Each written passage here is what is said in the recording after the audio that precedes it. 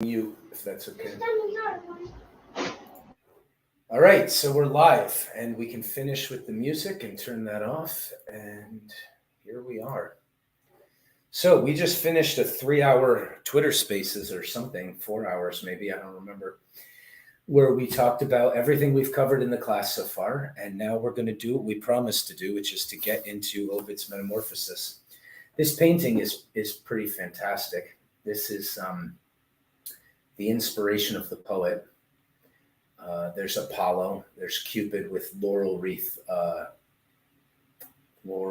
crowns. And the poet is, look at his face, the way he's looking up. He's got his pen like he's actively writing, but he's not looking down at what he's writing because it's not coming from him, right? That'll be meaningful as we continue. These are the muses approaching and saluting. This is a Christian notion of spiritual inspiration, like the Holy Spirit whispering. Again, the eyes are not looking at the text. The knowledge is coming from somewhere else. We don't have to go into anything else. So let's begin.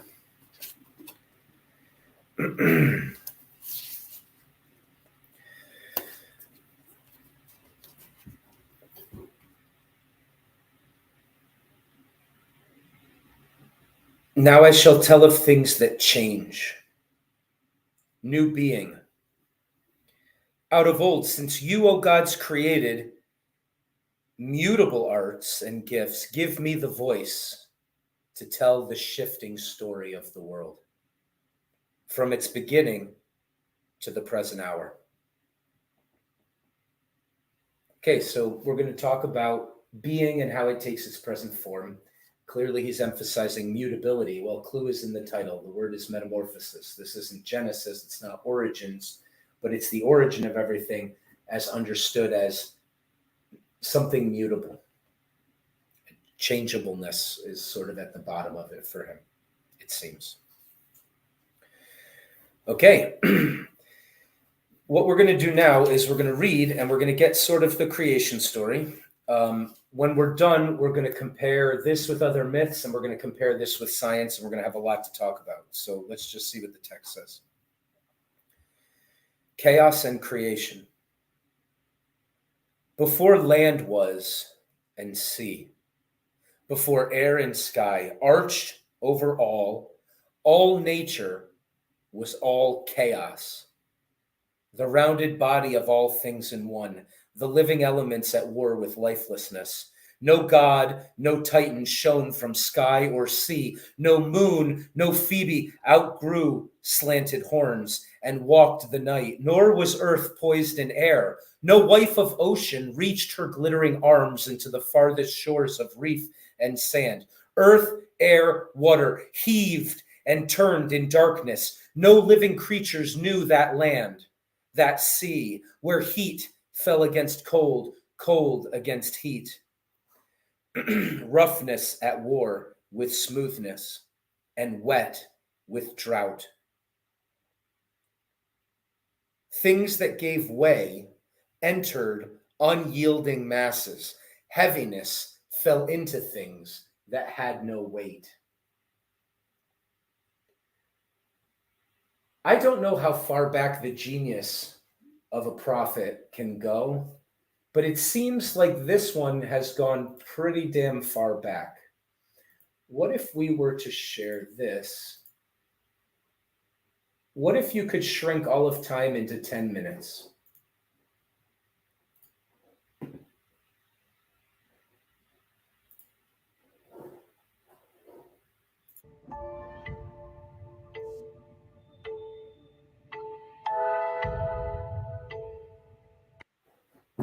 I just realized something. I don't know if there's a copyright issue, so let me, let's just steal a couple images from here. Turn the sound off. So this is going to be every second that lasts 22 million years. On this scale, humans do not appear until the last, of course, fraction of a second. That's fine. Here's the beginning of time according to scientists.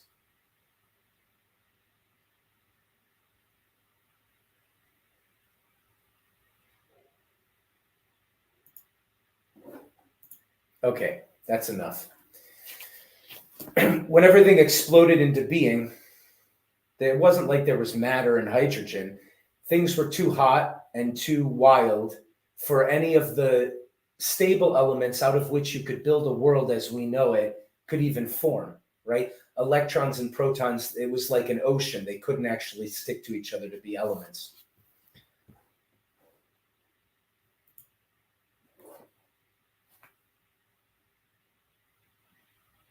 The very nature of the qualities of heaviness and lightness, of wetness, and it's like heaviness enters lightness, and things that are light suddenly get a heaviness. It's like it doesn't make sense. There's nothing comprehensible or inhabitable about a world like that. But the poet is describing that as the first thing. Then God, or nature, calmed the elements.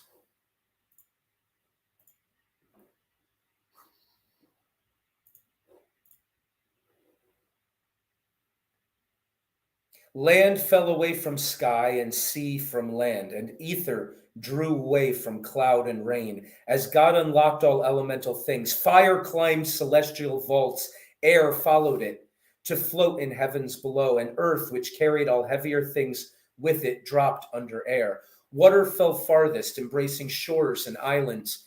When God, whichever God he was, created the universe we know, he made of earth a turning sphere so delicately poised that water flowed in waves beneath the wind, and ocean's arms encircled the rough globe.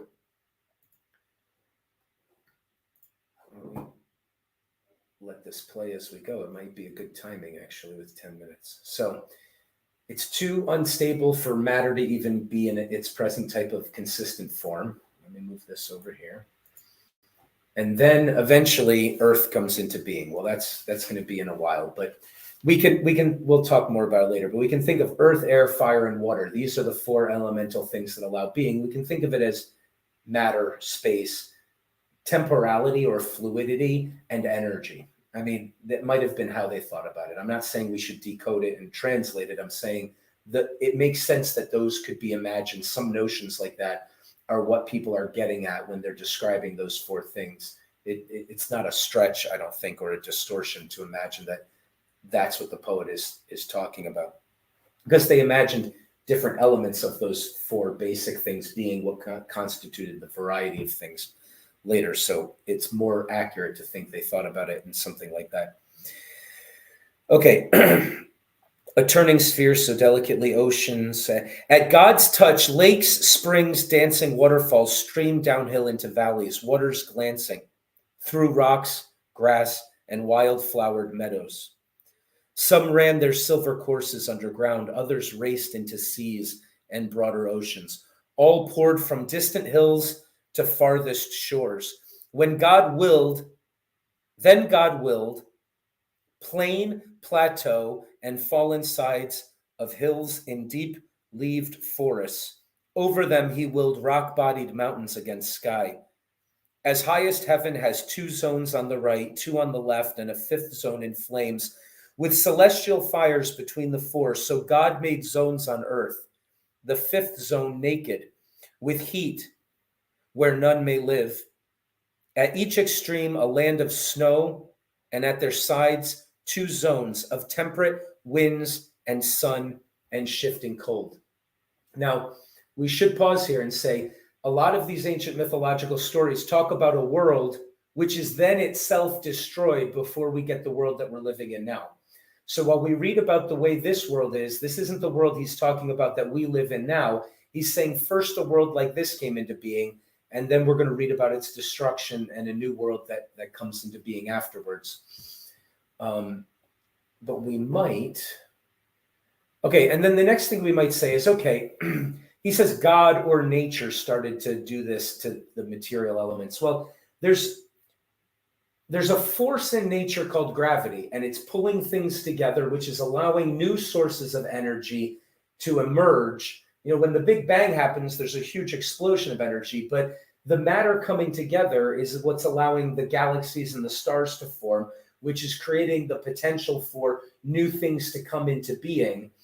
that, if everything exploded uniformly out, then nothing would come together and it would just be one static nothingness of the universe. But that isn't what happened. There was a force or a will involved that was pulling things together and allowing really powerful potentials to happen, right? Everything that powers the surface of the earth, at least, is from the sun, but there's also energy from the earth itself, radiant energy that comes from within, and in the heat and everything that's captured there. So the coming together of things. What page you're asking? We're just on page 2, basically. We have read only 3 or 4 paragraphs. So he's first describing a world where matter isn't stable enough to even be elemental. I'm not sure how he got that picture, but that's the picture he's telling us. The scientists seem to confirm that he was right. And then there's some sort of a force that's driving things into many very different forms and eventually to a world that can be inhabited, which will be destroyed, and then into a new world that can be inhabited, which is the one we live in. And we're going to read about that. But if we watch this video, what's allowing all these things to come together is this, we call it the force of gravity. I'm not sure anybody knows what they mean when they say that. It's important to notice that the scientists use words as fillers sometimes, and then people stop asking questions about it. But the true story, according to the scientist, is that gravity allows the material to come together and make a whole bunch of other things. What's gravity? A force, a distortion of space? What do you mean by either of those things, right? We could have a lot of questions there. But in any case, it's the same story that we're reading, and somehow he knew it. Okay. And air arched over all. Air heavier than fire in the same measure as water carries, less weight than the entire weight of earth. Through gathering air, God sent storm clouds and rain, thunder that shakes the heart, ice in the wind that pierces all with cold. Yet the world's master did not give all airs space to fighting ground of the 4 winds. Each had his home, and yet so wildly the brothers quarreled. Even now, the world is almost torn in a war of winds. All right, we're going to pause one more time here, and we're going to allow this video of the history that he's described, which he did too quickly, to catch up to where we are with the planet Earth here. So this is 8.2 billion years. We've got to get to 4.6 billion years ago before we actually have the Earth. But these elements are coming together. Let's see if we can get there a little quicker. Every second is 44 million years now of things that can form in the universe. And here we go. We've got out of matter and out of earth, a gentle sphere is forming. And let's see if we can catch up to where we are now in the creation story.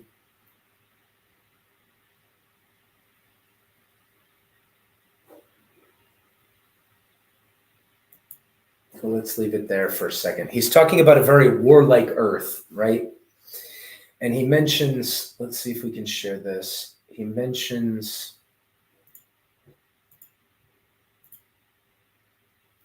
the 4 winds. Oh, there it is.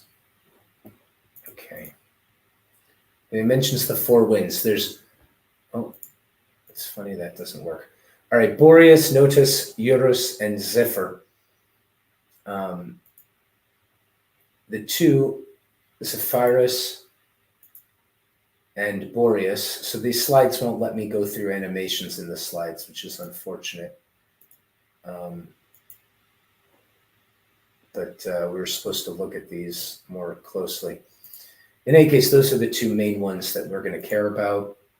In any case, let's read about it. Unfortunately, I've got to change the way the slides work because you can't see the animation. That's a good thing to learn. Okay. Eurus, whose winged breath stirs Araby, went where the hills of Persia glow with dawn, and where the western shores are lit with fires. There Zephyrus with the setting sun came home, while ice-tongued Boreas roared in farthest north. Auster, the south wind, gathered summer storms. Shining above them floated heavenly aether. As God divided regions of this world into their spare parts, then all the stars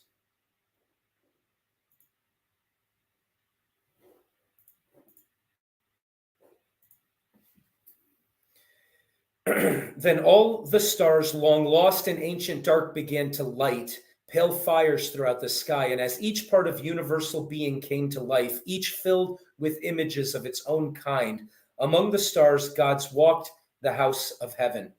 And where the sea opened its waves, fish spawned, earth gathered beasts, and in the trembling air, the flight of birds. Yet world was not complete. It lacked a creature that had hints of heaven and hopes to rule the earth. So man was made, whether he who made all things aimed at the best, creating man from his own living fluid, or if earth, lately fallen through heaven's aether, took an immortal image from the skies, held it in clay, which son of Iapetus mixed with the spray of brightly running waters, it like a godlike figure and was man, while other beasts' heads bent stared at wild earth. The new creation gazed into blue sky, then careless things took shape. Change followed change, and with it, unknown species of mankind. So while we're talking about that, so we can end that now.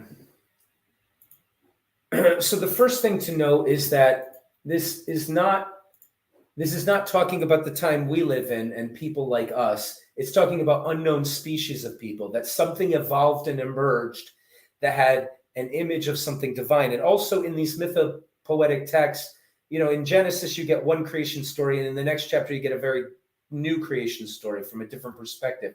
So we can say that the explanation of all of this might be spelled out later in a different version of the story. But all we know right now is that a world has come into being that is violent, with a war of winds and barely inhabitable for creatures like us, but that something human has evolved on it. Ages of gold, silver, bronze, and iron. The first millennium was the age of gold. Then living creatures trusted one another. People did well without the thought of ill. Nothing forbidden in a book of laws, no fears, no prohibitions read in bronze or in the sculptured face of judge and master. Even the pine tree stood still on its own hills, nor did it fall to sail uncharted seas. All that men knew of earth were shores of home. No cities climbed behind high walls and bridges. No brass-lipped trumpets called. No clanging sword. No helmets marched the streets, country and town. Had never heard of the streets, country and town. Had never heard of war. And seasons traveled through the years of peace. The innocent earth learned neither spade nor plow. She gave her riches as fruit hangs from the tree, grapes dropping from the vine, cherry, strawberry, ripened in silver shadows of the mountain, and in the shade of Jove's miraculous tree, the falling acorn, springtide, the single season of the year. And through that hour, the soft breath of the south in flowering leaf, in white waves of the wheat across the meadows, season of milk and wine in amber streams, and honey pouring from the green-lipped oak. It's very much a paradise story, right? Well, we don't have to point it out. It's pretty obvious. Let's keep going. After old Saturn fell to death's dark country, stately Jove ruled the world with silver charm, less radiant than gold, less false than brass. And it was then that Jove split up the year in shifty autumn, wild winter, and short spring, summer that glared with heat. The winter wind gleamed white with ice that streamed on fields and river. Then men built walls against both sun and wind. Their elder shelters had been caves and boughs. Now grain was planted, and the plow pierced earth. The driven ox whimpered beneath the yoke. So we're going to compare the myths and we're going to compare all this to science later. But the creation story, the origin story that we have here is that the world comes into being and it's like a paradise. It's a paradise where everything's perfect. There's only benevolence. People don't even think of ill. And the everything is given to us. Like we're unaware. There's no trouble or catastrophe to be aware of. It's just paradise. But then the next age is a silver age, and that's when we get seasons more than spring. It used to be all springtime all year long, but now we've divided it up into sort of, I mean, this is obviously reminding us of the yugas, right? There's 4 yugas. And then we're in the Kali Yuga is the last one, but there's this era where all is good. And then there's the era where there's a little bit of leaven in the loaf. And then there's an era where good and bad are equally matched. And then there's the Kali Yuga, which is the shortest of the eras where evil triumphs and then the cycle begins all over again.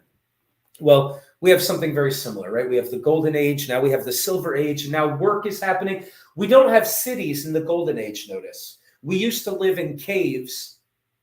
We used to live on tree limbs, and everything was perfect.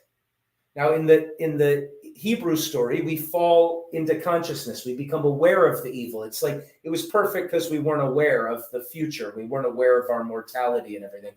But whatever is making it, we're likewise going from a place of perfection down a step where we're going to have to start working. And of course, Genesis gives us that same, this is the origin of work, and these are the origins of the seasons and all of that. So we start building, there's still no cities, but we're building shelters against the wind and the rain. It's like, if you're a dog outside, you just sort of live. And then the rain comes and you're just living in the rain. And then the sun comes and you're happy in the sun, but you're not sitting in the rain thinking, oh, how long is this rain going to last? I hate this rain. Or the sun comes up and you think, what am I going to do the next time it rains? It's probably going to be a miserable life for me unless I find some shelter. You're just blissfully unaware of that. And so it seems like a golden age, perhaps. But we gain a consciousness in the silver age where we start to have to protect ourselves. And third came the age of bronze, less soft than silver. And men in bronze were quick with sword and spear, yet all feared Jove. Then came the age of iron, and from it poured the very blood of evil. Piety, faith, love, and truth changed to deceit, violence, and tricks of trade, usury, profit. Ignorant of contrary winds, men sailed the seas. The mountain oak, the pine were felled and stripped, their long beams swaying above uncharted ocean. Then land, once like the gift of sunlit air, was cut in properties, estates, and holdings. Not only crops were hoarded, men invaded entrails of earth down deeper than the river, where death's shades weave in darkness underground. Where hidden from the sight of men, Jove's treasures were locked in night. There, in his sacred mines, all that drives men to avarice and murder shone in the dark.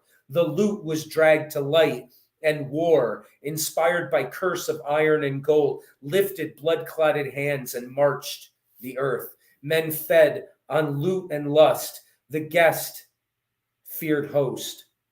Neighbor looked warily with smiles at neighbor, and fathers had good reasons to distrust their eager sons-in-law. If brothers loved each other, the sight was rare, and watchful husbands prayed for the death of wives. Stepmothers made poison a dessert at dinner. Sons counted the hours that led to fathers' graves. Piety was overthrown, and Astrea, last-born sister of the skies, left the blood-sweating earth to drink its blood, and turning lightly, swiftly, found her place in heaven. Okay, we quickly descend through the next two, the Bronze and then the Iron Age, the last two yugas. And so if he's going to tell us the story of how everything came to be, he's going to tell us the origin of cities. He's going to tell us the origin of laws. There were no laws in the Golden Age. There was no need for them. But now you need them. There were no armies. There were no wars. People didn't even build houses until the Second Age. And then in the Fourth Age, you finally get war. So there's a process of, hey, we live and everything's groovy. I'm unconscious as a dog about any problems, and that's sort of like paradise. But then we become aware of future problems, so we build walls against nature, and then we start to really get more sophisticated, and we get gold and treasures, and eventually there's murder and war. Now, what's interesting about this perspective is that it's not telling us now is the proper age, this is the best it can be. It's funny, old people will say things like, well, in my day, we had to walk to get to work, or we didn't have cell phones that told us everything. And people say, well, this new development, it's not good. There's something not good about it. But what makes them say that is the fact that they're rooted in the older. What's amazing about this perspective is that it shows that the poet is rooted in something older than all of this, right? What allows him to give us the perspective of how these things come about is that, this isn't quite as perfect as it used to be.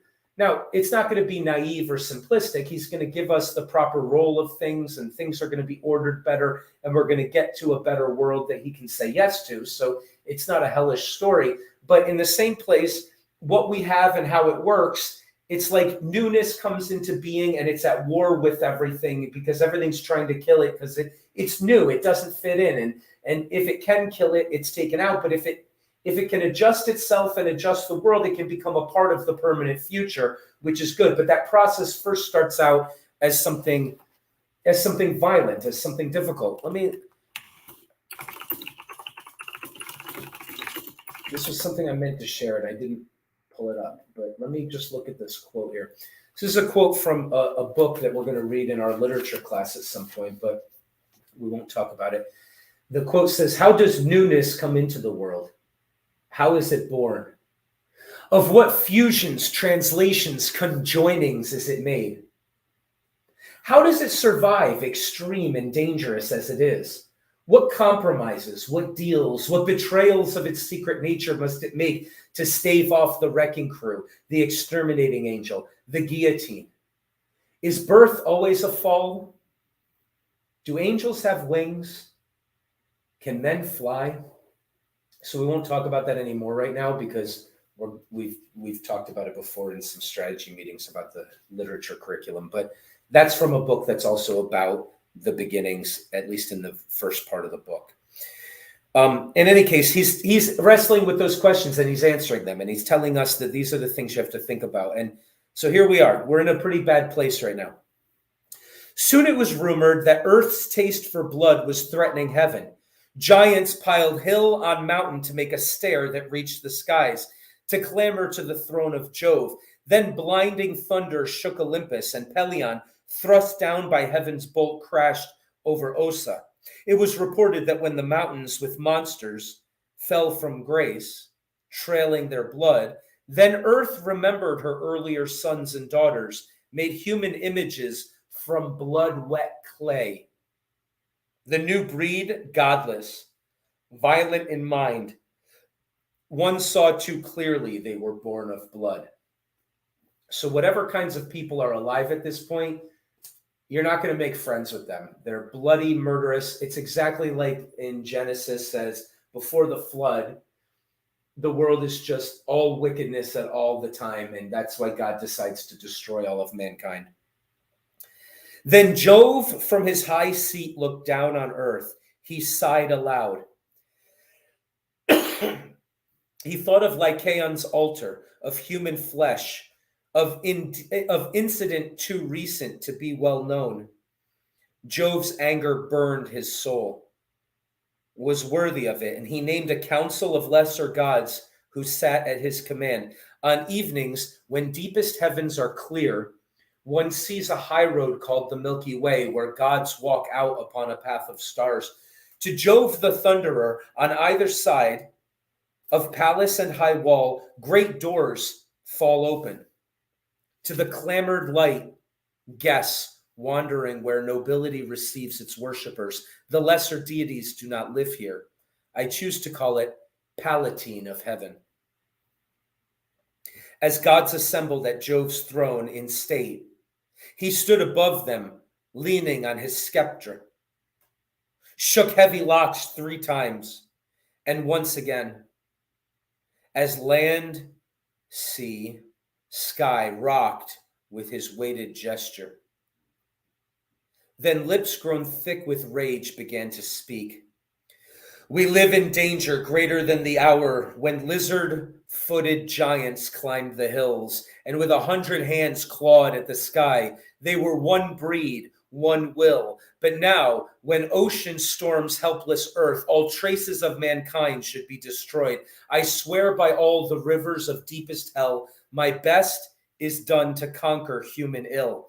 The best is not enough. Taint must be cut from flesh, as with a cleansing knife the body cured. I am protector of nymphs, fauns, satyrs, and small gods who wander the village street, down lanes, up shaded hills. Since we have found no home for them in heaven, the lands they live in must be cleared of evil, where Lycaon, known for his will against me, walks like a beast and hides his traps in forests. All who heard trembled, and with anxious lips asked, who was Lycaon? What breed was he? And as they spoke, the scene was like the day when hands of madness washed in Caesar's blood threatened to blot the very name of Rome. When all the world stood dazed by thought of ruin, even now Augustus, when your subjects please, so Jove was pleased by anger of his gods. He waved for silence with an easy hand. Their murmuring ceased, and he resumed his lecture. Lycaon met his fate. Here is my story. I had heard evil rumors of mankind, and with the hope of proving them untrue, I stepped down from Olympus incognito, no longer Jovian, but extremely human, a traveler walking up and down the world. It takes too long to list the crimes I saw. Rumors were less amazing than the truth. I crossed my Nala, where every bush and cave was hideously alive with boars, bears, foxes, then through Cyllene and the frost-pined forest of Lycaeus. And as that twilight dwindled to ever-increasing dark, I stepped across rough threshold where Lycaon, bitter tyrant of Arcadian wildness, lived. I raised my hand. Peasant and shepherd fell before me to offer prayers, at which insane Lycaon, looking at them and me, began to roar. Soon we shall know if this is God or man. I shall have proof of his divinity, of its divinity. The proof was simple. When I had feasted, so he had planned, and heavily asleep, lifted to bed, he hoped to murder me. Nor was this scheme enough. He took a northern hostage from a cell, slit the poor devilish monster's throat, and tossed his warm and bleeding vitals in a pot. The rest he roasted. This was the dinner that he put before me. My thunderbolt struck the king's house to ruins, and he, wild master, ran like beast to field, crying his terror, which cannot utter words, but howls in fear. His foaming lips and jaws quick with the thought of blood.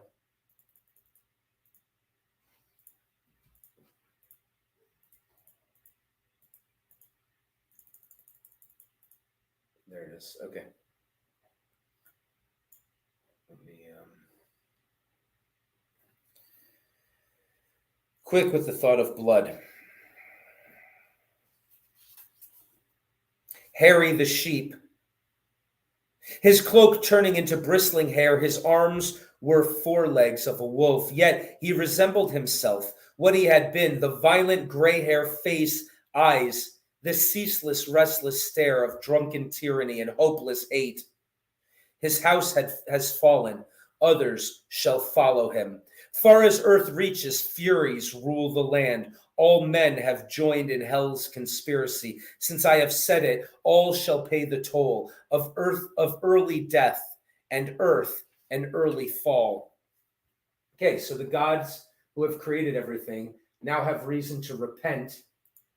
There we go. So this is Zeus changing him into a wolf, which is what we just read. So the gods now have reason to repent of having created mankind. And Jove has taken this nihilistic demonic force that has spread itself throughout the earth to make it full of violence and crime and ceaseless malevolence. He's the enemy of if Zeus is that will to pull things together to create things that are beautiful and good, this is the opposing force. We also see the first characterological metamorphosis, right? Something was changed into something else. And we're going to start to establish a pattern because, in the beginning of these works, like let's take Genesis again, God is the main character, and then slowly it evolves until history and people sort of take over. It's not that God leaves, it's just people aren't doing things to create the being of the world, right? So it's all focused on this, and it's slowly transitioning in this other direction. So when we get to stories about politics and cities and love and all these other more human elements, we might take a closer look at these transformations. But this must be the archetype of the archetypes, right? It's a pronouncement by the divine that I see what you are, and therefore your outer form will take the shape. If you're howling in fear as you run away from me, then your outer form, if you're always mindlessly or hopelessly hateful and vicious, then you're wolf-like. And so we're going to transform you into the form that is appropriate for what it is that you are, right? It's almost like those things are evolving as manifestations, right? The wolf type thing is evolving as a manifestation of that element of being that is a part of the cosmos. And remember, we're looking at this mythopoetically. So whatever is something you can relate to. It's all characterological. And so we see the first transformation there. All right. As Jove concluded, many applauded him.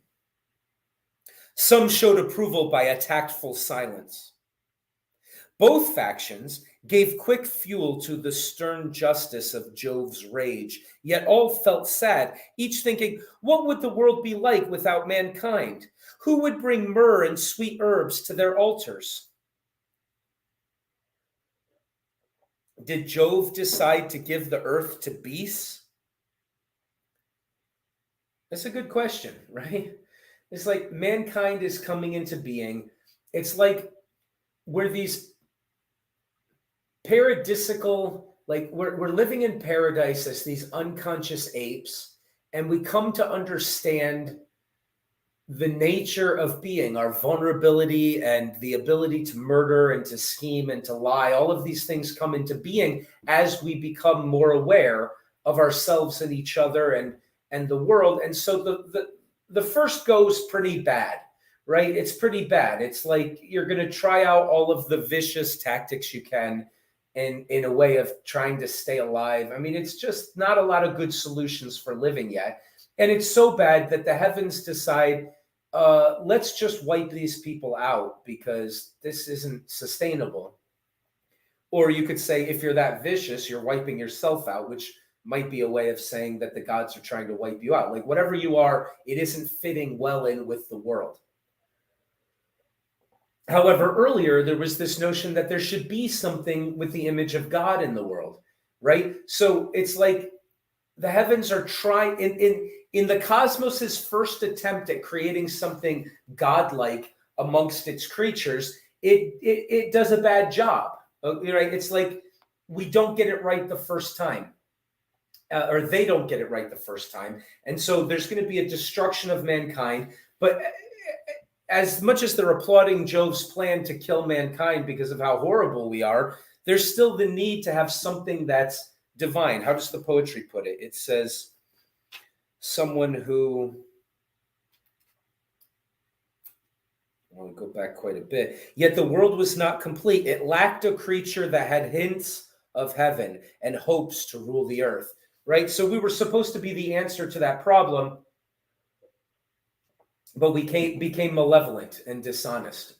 If you're talking, your mic is muted. So if you're talking, you got to unmute yourself. I don't know if you are, but okay.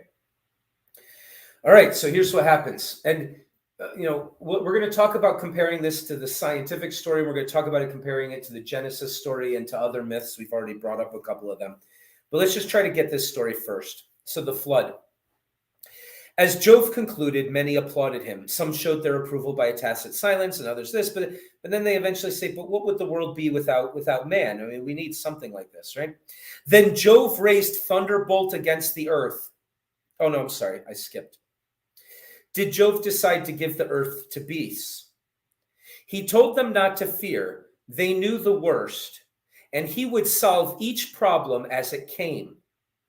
He planned a breed of men of heaven's make, different in spirit, better than the first. So he has a plan, but it's not exactly clear how he's going to make that plan work, since he's going to be wiping out what's there. He's going to wipe out all of humanity. So let's see how the plan. He says, "Don't worry, I've got a plan. We're gonna rebuild out of this." Okay. Then Jove raised thunderbolt against the earth and checked the blow. Would heaven break in fire and flames pour over earth from pole to pole? He then remembered that the fates had scored a certain distant hour when sea and land, earth and the vault of heaven would be consumed in universal fire. He put aside the lightning spear, Cyclopean hands made as his weapon to assert his will. Another doom for man came to his mind, a death that stormed beneath the waves and fell from air, and then dark rain began to fall. All right, that's kind of astonishing. I keep putting off comparing this to the scientific story and comparing it to the Genesis story or the Bible story, but we can't avoid talking about this. Jove decides to burn everything up, and then he remembers that there's an appointed day by which the earth will be burned up in the future, and today is not that day. So he needs to use a different destructive method. Now, Genesis and Revelation say there was a flood that was used to destroy us in the past, and the second flood will be of fire, right? So I don't know what's going on here, but all of the mythopoetic texts seem to think that there's a future day when the sun will explode, and that's how earth will be gone. But that's not the appropriate judgment for mankind if he needs to be eradicated one time before then, right? So in our past, there's the antediluvian world, which is destroyed in the Christian mythology. And here, it's the exact same thing. There's this world full of evil that needs to be destroyed, and God decides not to use fire. Jove uses water instead. So another doom for man came to his mind, since he can't use fire, a death that stormed beneath the waves and fell from air, and then dark rain began to fall. As straight as rain, quicker than thought, Jove locked the north wind in the island drifting cave of Aeolus, and with him winds that harried clouds, but Auster he released its dark wings over earth, the Nubian darkness deeper than midnight, beard and long gray hair in fall of rain, black forehead in wild clouds, its great clapping hands thunder in the dare. And as rain fell, Iris, handmaid of Juno, in rainbow dress drew water from earth's streams, replenishing the clouds. Nor did rain cease. Wheat fell before the storm, the uncut harvest drifting in rivers as the waters turned, the farmer's prayer unheard within the tempest, the heavy labor of long years undone. Nor was Jove's rage appeased by pouring heavens. Neptune arrived with armies of the waters. Rivers assembled at his ocean's floor to hear his orders. The hour is all short for long orations. Open your locks and dikes, your streaming walls and springs. Unleash the horses riding in foam through waterfalls and waves. At his command, the mouths of fountains opened, racing their mountain waters to the sea. Under the blow of Neptune's fork, earth trembled, and way was open for a sea of waters. Where land was, the great rivers toppled orchards. Uncut corn, cottages, sheep, men, and cattle into the flood. Even stone shrines and temples were washed away. And if farmhouse or barn or palace still stood its ground, the waves climbed over door and lintel, up roof and tower, all vanished as though lost in glassy waters. Road, highway, valley, and hill swept into ocean. All was a moving sea without a shore. We don't even have to keep pointing out the similarities here. They're remarkable. And in Flood's desert, one saw a creature. Excuse me. And in Flood's desert, one saw a creature, perhaps a man, swim toward a vanished hill that once he knew. Another rowed a boat over the acres of his plow. Another sailed the fields that were to be his harvest. Over the roofs of his sea-buried home. Another caught fish from the floating branches of the tallest elms, ship's anchors dropping in grass-grown meadows, and swift keels sped over green hill and vineyard. Where yesterday thin-legged goats stepped on their way to pasture, the bearded seal dozed through the deep sea hours, and mermaids drifting with new opened eyes gazed into cities that were walked by men. The leaping dolphins dashed through grove and covert, splashing their sides against oak, bough, and tree, till the dim forest swayed beneath the waters. Over them, pursuing wolf, swam with the sheep, the exhausted lion drifting with the tiger, the plunging thrust of the wild boar, the lightning step of the deer perished within the vortex of the waters. Wing-spent and circling bird wheeled his slow flight into unceasing waves. Green hills then joined the valleys of the sea, and mountain peaks were islands in strange waters. And almost every being that breathed on earth drowned as it met the flood. Those who survived died of starvation on the shores of mountains. All right, we're almost done with the first 10 chapters of Genesis, basically, the first 11, but here we go. DEUCALION and PYRRHA.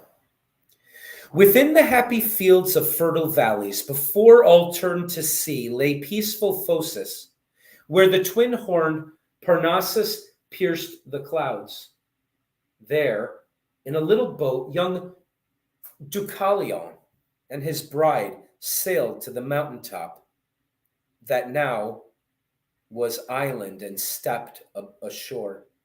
Their first thought was to pray, to praise the Delphic nymphs, to give their thanks to Pan and most to Themis, who from her grottos was the voice of fate. So now we see the first person emerging in the story, right? And they're in a boat and they end up on the mountaintop, which is like a little island in this flood. And their first thought is to pray, so they're pious. She in that day was queen of oracles. DEUCALION had been the best of men. His wife, his heart devoted to the gods. When Jove looked down on earth, all that he saw was a stilled ocean, and on a mountain shelf, one man, one woman, of many thousands sent to untimely death. Only this gentle innocent and his bride were left to praise the fortunate will of God. Jove swept the clouds aside and made a channel where the north wind opened heaven, and earth again looked upward to the sky. Again the heavens showered earth with light. Then even the distant reaches of the seas fell quiet, and to soothe the rocking waters, Neptune let fall his triple-headed spear.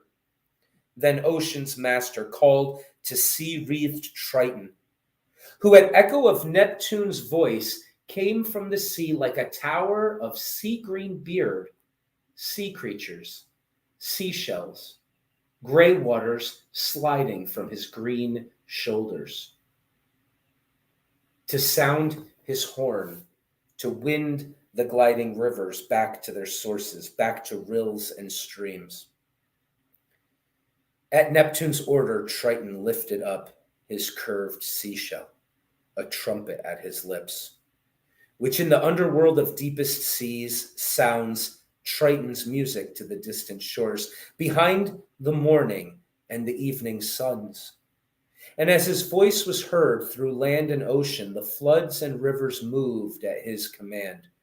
Over all earth, the shores of lakes appeared, hillsides and riverbanks, wet fields and meadow, as floods receded and quays came into view. A cliff, then a plateau, a hill, a meadow, as from a tomb a forest rose, and then one saw trees with lean seaweeds tangled among their glittering leaves and wave-tossed boughs.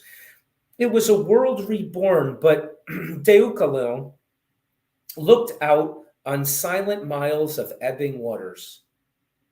He wept, called to his wife, "Dear sister, friend, O last of women, look at loneliness.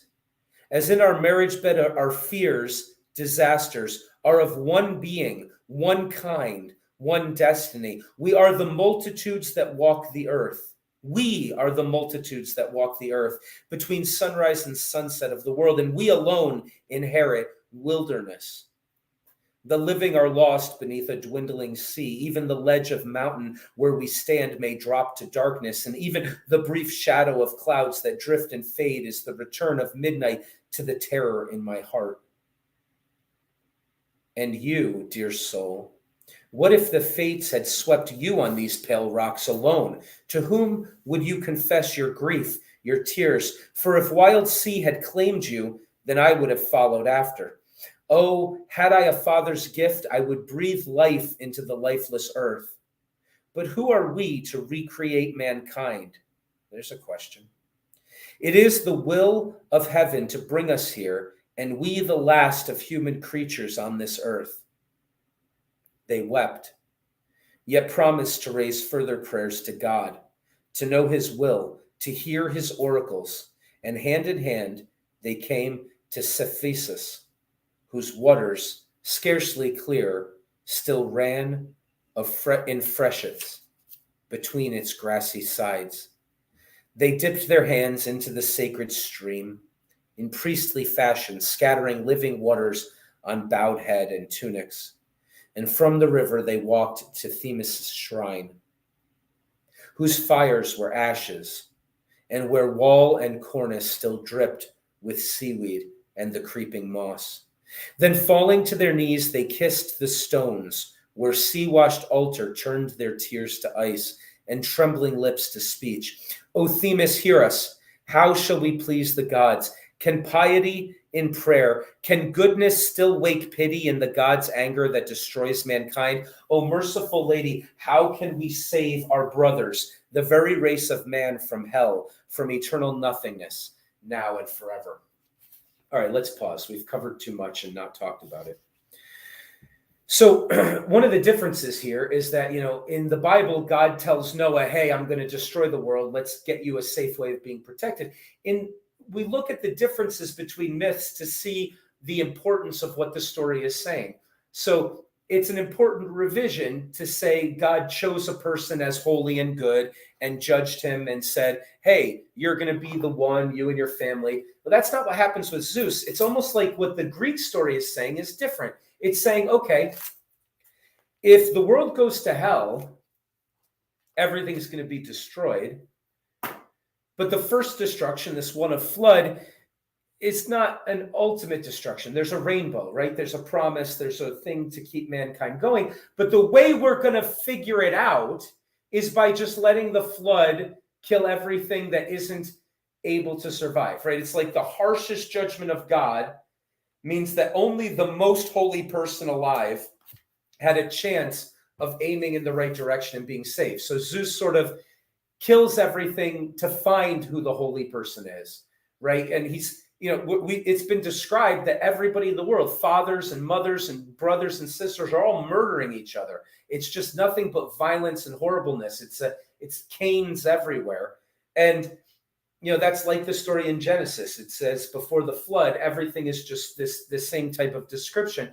But instead of God saying, okay, I see a person who's praying, they're a good thing. Instead, in the Greek myth, it says, no, let's just let the waters figure out who has the ability to survive, right? It's like if God gives a little bit of judgment, then some people make it. But if I give a massive amount of earth destruction, well, whatever makes it then. Oh, look, you sent a link from Answers in Genesis. That's great. All right, so whatever can survive that. Okay, good. Yeah, right.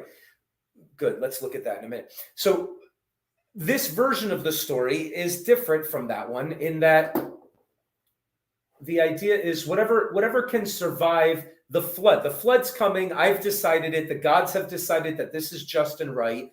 So let it be. But don't worry, Zeus says, I've got a plan for recreating humanity. Clearly, this is going to be the way he does it. But he doesn't worry about finding the right people first. He says, look, if there's anybody worth saving here, they'll find a way to be saved. It's interesting. It's capricious. It's terrifying, but it's an interesting story. Okay. So now they're praying, how can we save mankind? Themis was moved and like an oracle answered their prayer. Walk from the temple with covered head, with girdled tunic open at breast and shoulder. And as the wind flows, scatter your mother's bones. Okay, so when it says the word from the gods came as like an oracle, what it means is something is being told to them that they have to interpret. It's not straightforward, right? When the oracle speaks, you don't exactly know what it means and you have to figure it out, famously.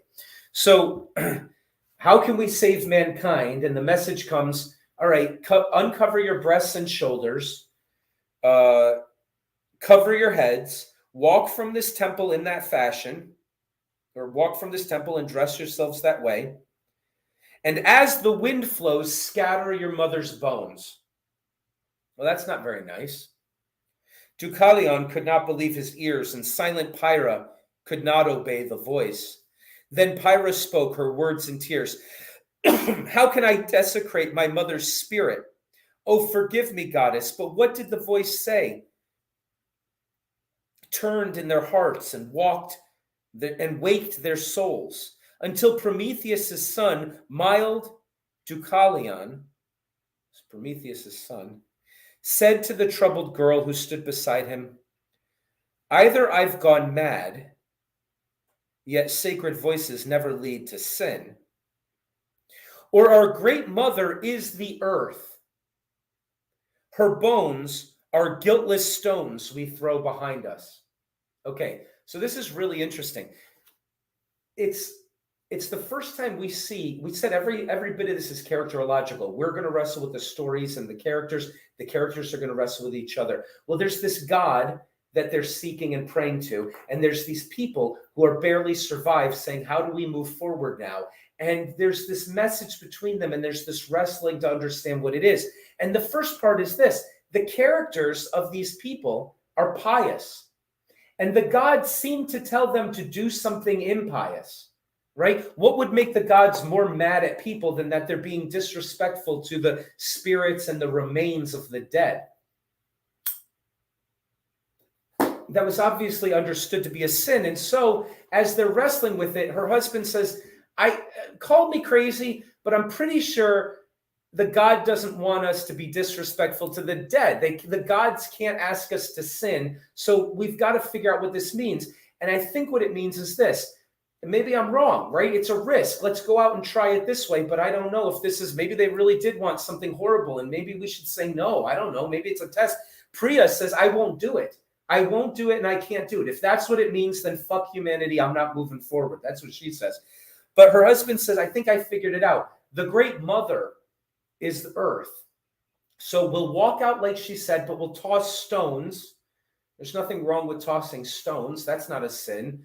That might be the right way to interpret this, but they don't know for sure, right? He thinks he might be crazy. So there's this really unique and interesting sort of, what's the relationship between the gods and humanity? Well, before we get to our kind of humanity, we're starting to get there. The relationship is already told to us as, you don't know exactly what you're supposed to do.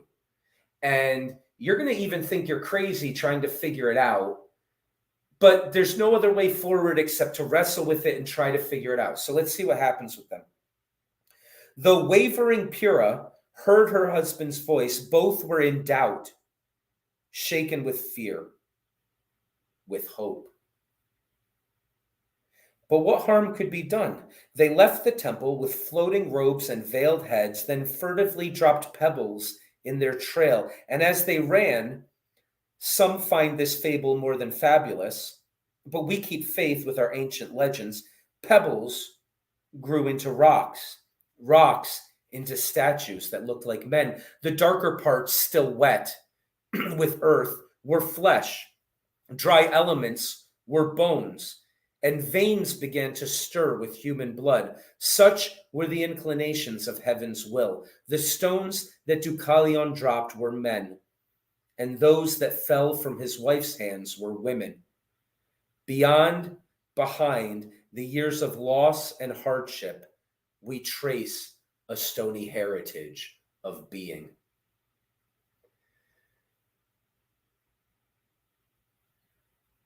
Well, there's some pretty solid poetic truth, right? It's not going to take masters of interpretation to hear and feel what it's trying to make us hear and feel. So I won't spoil it by talking about it. That's a hell of a text. That's a hell of a text. It says to become a human race that can survive after we fall out of the golden paradise of ignorance and not knowing what's going on, and we go through such bloody ridiculousness that the gods, nature, the cosmos, we ourselves, to ourselves, all determine we must be destroyed. To make it out of that requires the ridiculously slim minority of us that had a glimmer of piety to be tortured by witnessing the destruction of everything else, terrified, and aimed at heaven to try to get an answer of how to survive and thrive, and then not to really understand if that answer makes sense or how to interpret it, but to try anyway and see what happens. So the poet is telling us that's who you are. That's who you are. Your past and your history is people not understanding what the gods want, but trying anyway and stumbling forward to get to where you are. And he sums it up as behind the years of loss and hardship, we trace a stony heritage of being. Well, that'll wake you up.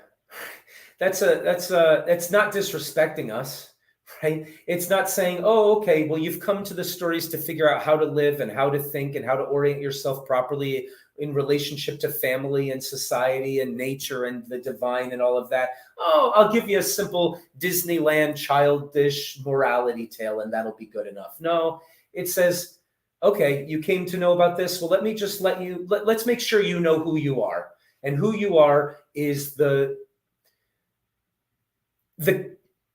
casually rock-thrown descendants of people with a doubtful and a terrified history, something like that. But they were pious and they were aimed in the right direction, and so therefore you're here. It's something like both of those, right? And it has this shaken with fear, comma, with hope, right? It's telling us both of those at the same time. That's one of the most beautiful things about the mythopoetic stories is that they don't insult our dignity. They don't insult our intelligence. They don't say, oh, it's easy, do X and then you get Y. Or it's harsh, it's ugly, it's saying, no, you're in a really bad place. And there's this golden thread of hope right through the story that says, but you can make it. You can totally make it, and it's beautiful and it's worthwhile and it's cosmically significant. It says both at the same time. And we have both of those there. We're going to only read one more paragraph, and then we're going to be set up for my favorite story.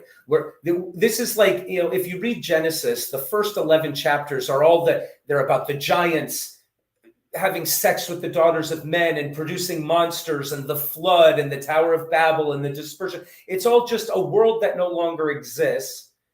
And then you get to Abraham and you're kind of like in our world. Well, these 15 pages or whatever that we've read, this is the first 11 chapters of Genesis. It's talking about all the same things, obviously, which we'll talk about later. Let's read this last paragraph.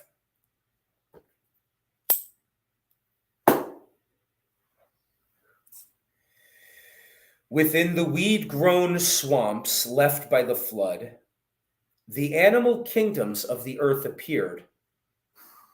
The seeds of earth swelled in the heat of noon, as in a mother's womb, as when the seven-lipped Nile shrinks to its source.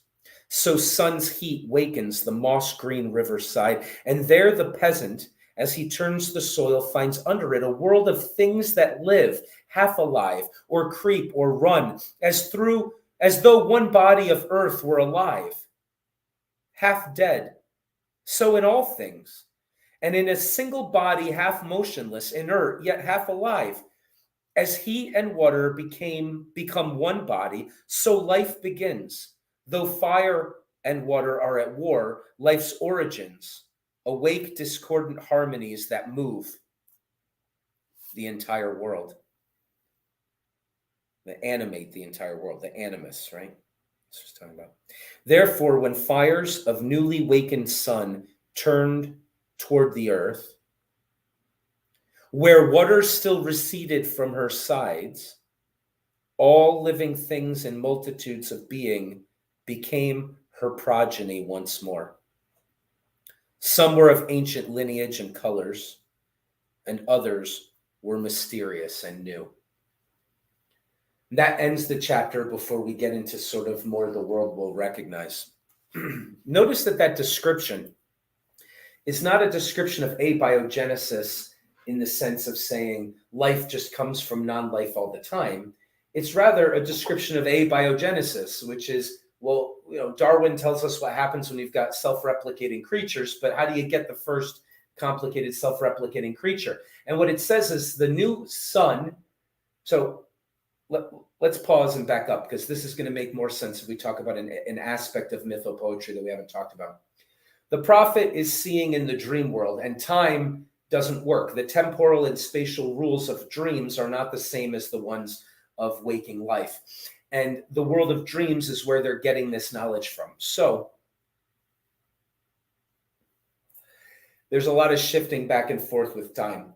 Whatever happened to get to the world we have now, with our heritage of life and with humanity that's alive presently, and the species that we recognize, the way they emerged was through the newly formed sun, that's the energy source, and the patterns of fluidity of water receding that allowed for, like the ocean will sort the rocks and the rivers will sort the pebbles and things like that. So there's a kind of order and creation of, what am I looking for here? There's a detectable order that emerges out of what seems like just chaos, right? At first, it's all so chaotic, nothing can be. But now that it's elemental, the elemental flow, let's read it again more carefully, because he's talking about how biology emerges out of chemistry and physics. That's what he's describing. And that's how he's describing life that we recognize came into being.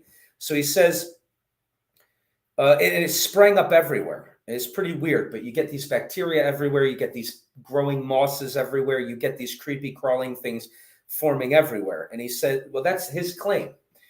I'm not sure we agree or disagree, but we don't have the answer in science yet. But he seems to be suggesting that chemistry, physics, energy, and stable elemental structures of matter and the patterns that they form will allow biology to emerge out of chemistry.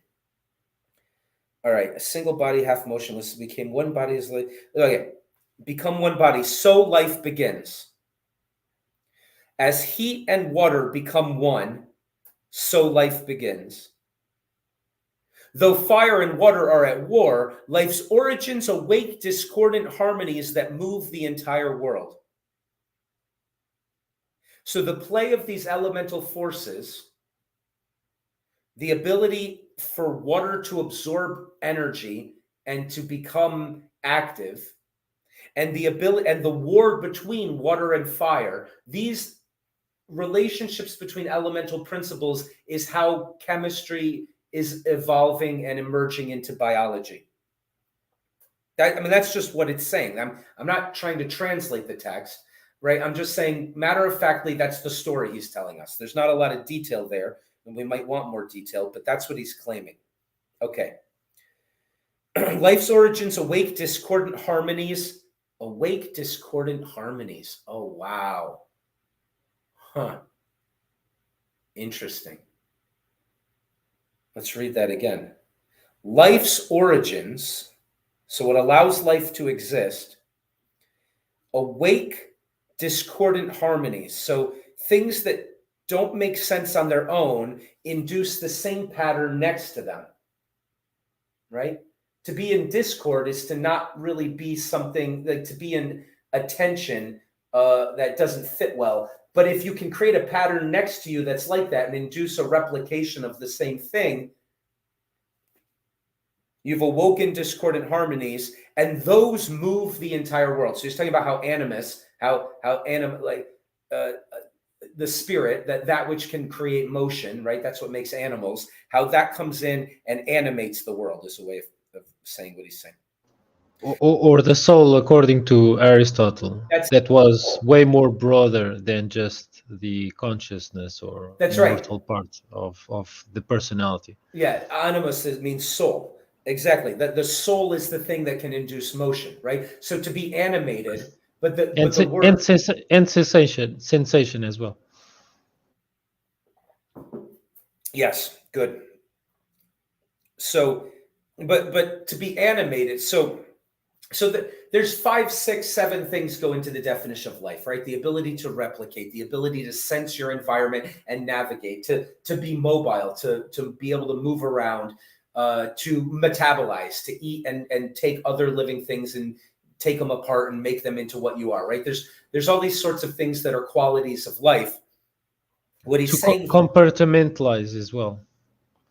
Compartmentalize. To do what we just did, right? To make things, okay, that's clever. I like that. Okay, so life is something that has these qualities. Now, here's a question. With the Darwinian and the Dawkinite, I like Richard Dawkins, so I'm not saying that as a pejorative, but with the Dawkinite understanding of Darwinian evolution, there replication, right? We understand, we think, from Darwin's formula, how nature can select disadvantageous variety from self-replicating molecules, right? And there's an element here where he's talking about inducing and replicating this, whatever shape you are, right? Those things are coming into being. But there's other things that go into life. And one of the weird questions is, how do you get this life thing started in the first place? And we don't have the scientific theory for that. We don't yet have an abiogenesis theory that would say, here's how life comes into being out of non-life. We have some really pathetic experiments that try to hint at the possibility of maybe you can get an amino acid. How do you get those amino acids in those experiments? You use electricity and water and the raw material. And what he's saying here is the energy from the sun and the flowing of the water, right? He's saying there's something about the hydrogen bonding of water that allows for flowing to happen, that gives you the ability to have a stable enough environment that can produce patterns. And, so all of this comes before you can get anything like a life molecule. But the life molecules, we've never gotten life out of non-life before, and we don't know how it happens. But he's trying to tell us that it happens. Now, there was a theorist, I think it was, I should have looked all this up to get the names right. There's a really smart, was it Dyson? I don't remember. Anyway, he thought about the abiogenesis question. He said, we're so hung up on this replication thing because we understand how DNA can make a copy of itself. So all you need is the first DNA and then you've got it going. But DNA is extremely complicated and it requires a lot of other complicated molecules in order to be able to do what it does in the first place. And it's all made up of amino acids. And where do you get all of this shit from in the first place? Well, one of these theorists said, well, okay, life is emerging out of non-life. What if metabolism comes first? What if the ability to make something into what you are out of the raw material happens before you're actually an entity that can make a copy of yourself that moves around those other things, right? So I think Richard Feynman had a lot to say about this too. And he was a guy who, when he theorized about big questions like this, you should pay attention. I mean, he predicted quantum computers before computers were even taking up entire rooms. I mean, he was really understood the patterns of these things quite well. So let's see what this is telling us on that question. As heat and water became one body, so life begins. Though fire and water are at war, life's origins awake discordant harmonies that move. So if you've got tension of things that are incompatible, you can have a war, but you can have discord in the forms of things. They're not just resting into nothing. They're being in tension in a way that can induce tension in the thing next to them, so that you can get discord in harmony, is how he's putting it. That's his poetic way of saying, okay, I've got a chord and another chord, right? And they're both, a 1-4-7 or so, or 1-4-6. They're discordant maybe, but they're inducing the same discord next to them. Okay, well, that's a kind of baby replication, at least. Therefore, when fires of newly awakened sun turn toward the earth, where waters still recede from her sides, all living things and multitudes of being became her progeny once more. All right, I don't think we can make a scientific theory out of this, but we can say it's a poetic description of something that is closest to our best scientific theories of what an answer might look like. And in any case, that's what he's talking about. He's not talking about it scientifically. He's still talking about it mythopoetically. But there's maybe some wisdom in orienting ourselves towards thinking about how an answer might be found in the scientific realm by at least understanding it mythopoetically, which is not understanding it scientifically. Don't make the mistake of thinking I'm saying, well, that's the same as science. But it might be deeper than science. It might be understanding the fundamental principles of how matter and energy interact with each other to produce things that can make other things look like them near them. In any case, this is how the life we know came into being. And it's very much an evolutionary sort of story, or at least it's a story that says biology is made up of physics and chemistry, of matter and energy. Okay, let's not push it any further. May I? Yes, please. So basically, we don't have either the complete historiography of abiogenesis. We have never seen it happen even once, not even in extremely controlled experiments. Yeah. Much less in the fossil record. We also much less have a kind of poetic version of this historiography. So to kind of draw from Aristotle, while the historiography gives a very concrete and subject to the contrivances and the specific history of Earth. So it's a very particular instance. We would even aspire to have the universal idea of how life tends to arise regardless of the planet. And that would be it would be a universal theory of biology, of the abiogenesis. And that's a very lofty goal. It would be the greatest moonshot of biology. And that does seem to be the assumption that is made by the author of this text, is that you're going to find life everywhere, because that's what physics and matter and energy do. That's the universe is trying to become something, and this is what it does everywhere, right? Yeah, people before Ovid certainly believed so, like Epicurus and the atomists. They since they thought, well, space is infinite, atoms are infinite, it's all spread out over there, probably there will be infinite worlds, and there will be worlds with setups and configurations that allow life, and life is in infinite worlds as well. So that's the idea, that there has to be something somewhere because it's infinite, but that says that there's a whole lot of nothing, but because there's so much nothing and it's infinite, there's everything is somewhere. But this Ovid's perspective is no. It's not that there's stuff somewhere because there's a lot of nothing, and when you're that much infinite nothing, then there's lots of something too. It's that's the nature. It's the nature of matter to become biological, right? So his theory is what what the newly created sun, right? What solar systems as they come into being do is they create the situation where matter and fluidity and time can come together and produce biology, that it just springs up everywhere. That it seems he drew from the theory of spontaneous generation of Aristotle. So yeah. Aristotle thought that life would always produce life, but for his perplexion, when he sometimes left a piece of rotten meat or something like that, just to rot, he was surprised to find maggots appear seemingly out of nowhere on the piece of meat. And since he didn't kind of control the experiment as effectively as should be, perhaps because of lack of glassware to contain the thing really airtight, and also the means to and also the knowledge to know that it's important to sterilize everything. You need to sterilize everything in what we call the autoclaves in labs.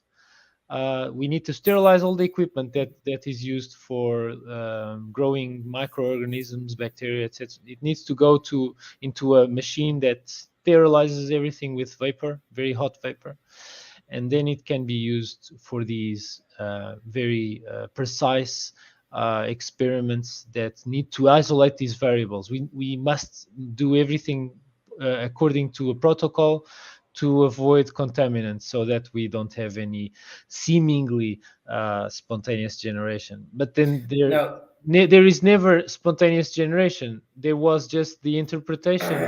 Now wait. By Aristotle. That experiment, you're right, was done in the 1600s. They had the glassware, they sealed it off. There's no spontaneous generation. I want to revise that, though. There's no spontaneous generation now. Yeah, exactly. I wanted to get to that, which is really dumbfounding and perplexing, because the conditions of primordial Earth were way more conducive to abiogenesis, so it seems, especially because of the atmosphere. For two reasons. Go ahead. Yeah, the atmosphere was a big one, because now the atmosphere is chock full of oxygen. It has so much oxygen, it's crazy. And the atmosphere is very oxidizing, and it's very intolerant against microorganisms that they are easily destroyed by this atmosphere. So they like to dwell. Yeah, they like to dwell where no oxygen resides, like in our tooth cavities or something like that. Okay. And so this is something that's really a hallmark of what we think is biogenesis. It needed a reducing atmosphere full anaerobic. An anaerobic atmosphere. But go ahead, compliment. So that's one. There's three reasons now. That's one reason why we don't see spontaneous generation now. But remember, the poet is talking about a world which was then and is not now. So as you pointed out, an anaerobic environment is a different environment. That's one. Two, there was a lot more energy. Yeah. Which means a lot more potential for complicated things to just pop into being. And if you've got a bunch of complicated things popping into being, almost all of them are going to fall out of being right away because they're complicated. But occasionally you might get such a complicated creature that can tie itself into a knot and stick around. But you don't have that potential now because it's not that bubbling brew. We watched that video of a very hot Earth. And three, we're not living in that world of heat. We're not living in that world of anaerobicness. And third, we're now living in a world with highly developed life. What happens when you're a primordial type of life and everything around you eats organic material? They are just food. You're not going to come into being. The single-celled organisms they're just as much 4.6 billion years evolved. The single-celled organisms are very good at being alive, and you're not, because you just popped into being. So you're not gonna establish yourself in this environment, right? So we have three good reasons now to think that the world which was then being overflowed with water, it was lost to us. The world we're living in now is a different world. The world back then is a world where spontaneous generation, well, first of all, there has to be some sort of abiogenesis, right? If you're a materialist, if you're a scientist, you think, well, somehow life emerged on this planet. Now, this is the only planet we've inspected so far closely, and we find life everywhere. So one of two things is true. Life is such an impossible miracle that it happened once in the universe, and it happened here, and here we are to talk about it. Or matter and energy, as the poet is saying, the flows and the patterns that get produced, and the interplay of the war of things that can unite and things that are always at war, and the discordant harmonies that can induce, the same discord next to them, which is what they mean by harmony. That just is a property of the universe. That's biology or physics and chemistry become biology. And we don't know which answer is correct because, like you pointed out, we haven't solved that question scientifically yet. We know what this poet thinks. This poet thinks that if the world were very different from this world, a world with bubbling, brewing monsters of volcanism and all this other craziness and huge amounts of energy, a newly formed sun, and, maybe he didn't mention the fact that the oxygen levels were different and there wasn't life to eat the life. And so things could come into being without being prey immediately. But we can understand that may have played a role. In any case, that world was a world where things could spontaneously generate. And when he said it, no one thought it was silly. And I don't think it's silly now. I mean, something has to be the answer why there's life here. It's clearly one of the two options, at least, that we have available to us. It's also relevant to mention the idea of panspermia that the people also toss about. It just removes the step to explain abiogenesis to another part of the universe or the solar system. Also. Now that's quite interesting because spreading rocks behind you is a lot like planting seeds, isn't it? There's almost that's a little bit weird, isn't it? Yeah. So I'm going to say something that's so scientifically laughable in a minute, and I've been putting off talking about it. But we'll talk about this question in that context in a minute. But yeah, there's something about this story, which is there was highly developed, almost godlike life in a warring, complicated, horrible world that the gods themselves said, this has to be destroyed. It can't go on like this anymore. That was the world they were talking about. Now, that world could be 6,000 years ago before a flood, and it was people, and some people survived. But there's this time issue in dreams where the prophet, I should have drawn this diagram, but a prophet is seeing into the future. And let me see if I can draw a diagram here. I probably can't. We also had mass extinctions of life on Earth, like a half a dozen of them. That's right. One of them was the oxygenation event. Mm-hmm. So this is the very thing. Yeah, go ahead. No, that's right. So these things are sort of always true. Let me see if I can make a little diagram here that'll help us illustrate what might be happening. Okay, so these are this. Let me throw this over here. Okay, and then we're going to say throw this over here. And let's put a little eye on this and say,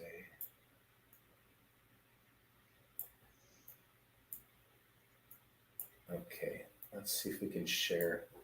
I wonder if I can share this slide that I'm creating over here while I create it. Probably not. If you open it as an image on a image visualizer, then you can share that window. Okay. When I need to share stuff on the fly, usually that's what I do. Okay, good. I'll open it as an image. That's what I'll do. Excellent. So I'll say present, window, screen. Let's do this. Okay, so this is what I'm drawing right now. It's just going to take me a second to finish. And we'll say, okay, so how is the prophet seeing this? He's seeing it like this.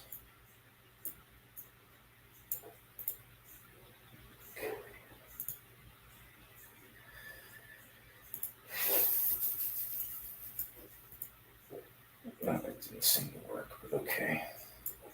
So this is what the prophet is seeing, right? So the poet or the prophet is seeing something like this. And the reason why is that he's looking in this direction. And we'll make that a dotted line and we'll be done editing things. Okay. So his eye is over here and he's looking in this direction, but this is what he sees. Okay. So he's giving us this picture, and some of it is on a small scale, some of it's on a big scale, some of it is in the past, some of it is in the future, but he tells it all in one paragraph, in one line of poetry. Does that make some sense? Yeah, it's like data compression. Okay, good. Data compression. Talk about that. I don't know about that well enough. Well, he might have dreamt this, for instance, or gotten a revelation in a vision or something like that. And it was all of a sudden. So like a bit like the video that you showed, but maybe even faster. And the part without any life was even faster because we kind of went very fast to life and humans, while in contrast the video that you were sharing from melodysheep, that video was almost exclusively cosmic collisions and stuff, and inorganic non-living matter, and it had a big part of microorganisms, and then a bit of life, and then on the final instance human beings, while his attention is of course very much focused on human beings, similarly to Genesis. And so yes, yeah, the attention goes to what we prefer, basically what we like most. Yes. Okay, good. Yeah. Okay. It's the story you're supposed to relate to, right? So it's got to be what matters to us, right? If Ovid was to tell the history of the world to the gods, he might have had a different focus, perhaps. But yeah, we're supposed to be listening to this, and so there's that focus. But then there's also this, like, okay, am I talking about 4.6 billion years ago, or am I talking about 4,000 years ago, or am I talking about 13 billion years ago? The prophet doesn't know, right? He's just sort of talking about this aspect of being, and the things that are manifest in that realm are these peaks of the rest of being that he sees. And so he gives us this singular picture that looks like this. So I think I'll probably save my radically unscientific thought. Well, it's so controversial, it'll be great.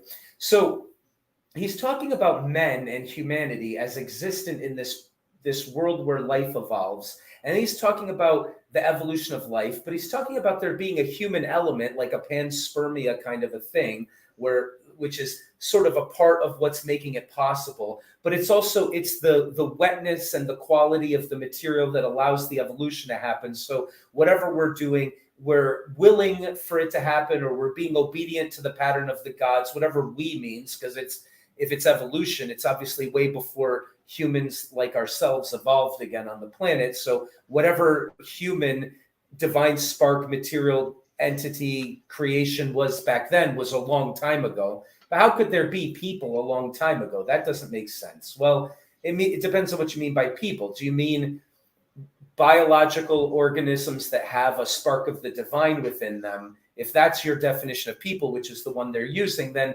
okay, what is this thing that lived on a hot, molten, crazy, wild earth that was so inappropriate to live in that they all had to be wiped out by floods before you could restart the evolutionary process and get to us again? It's not clear, right? Because it's in a dream. So it's like, are you talking now, or is that part of people planting the seeds from 3,000 years ago versus 4.6 billion? It's not exactly clear, but it's not clear to the poet either. He's just saying, there's an element of tension in the forces that's playing a role. And there's an element of unification in the forces, but there's also something human that's involved here, which is not clear how that is. Go ahead. I think I'll try to shed some light on what it might be by drawing from Confucius. So Confucius said that without any rituals, especially rituals observed with reverence, we are just savages. And so these first humans who descended into violence and chaos and disorder, they weren't pious. They didn't have anything giving them structure. It was a free for all. It's like the Purge movie or Hunger Games, just the entire thing, or or the what's the name of that island film where they just kill each other just endlessly.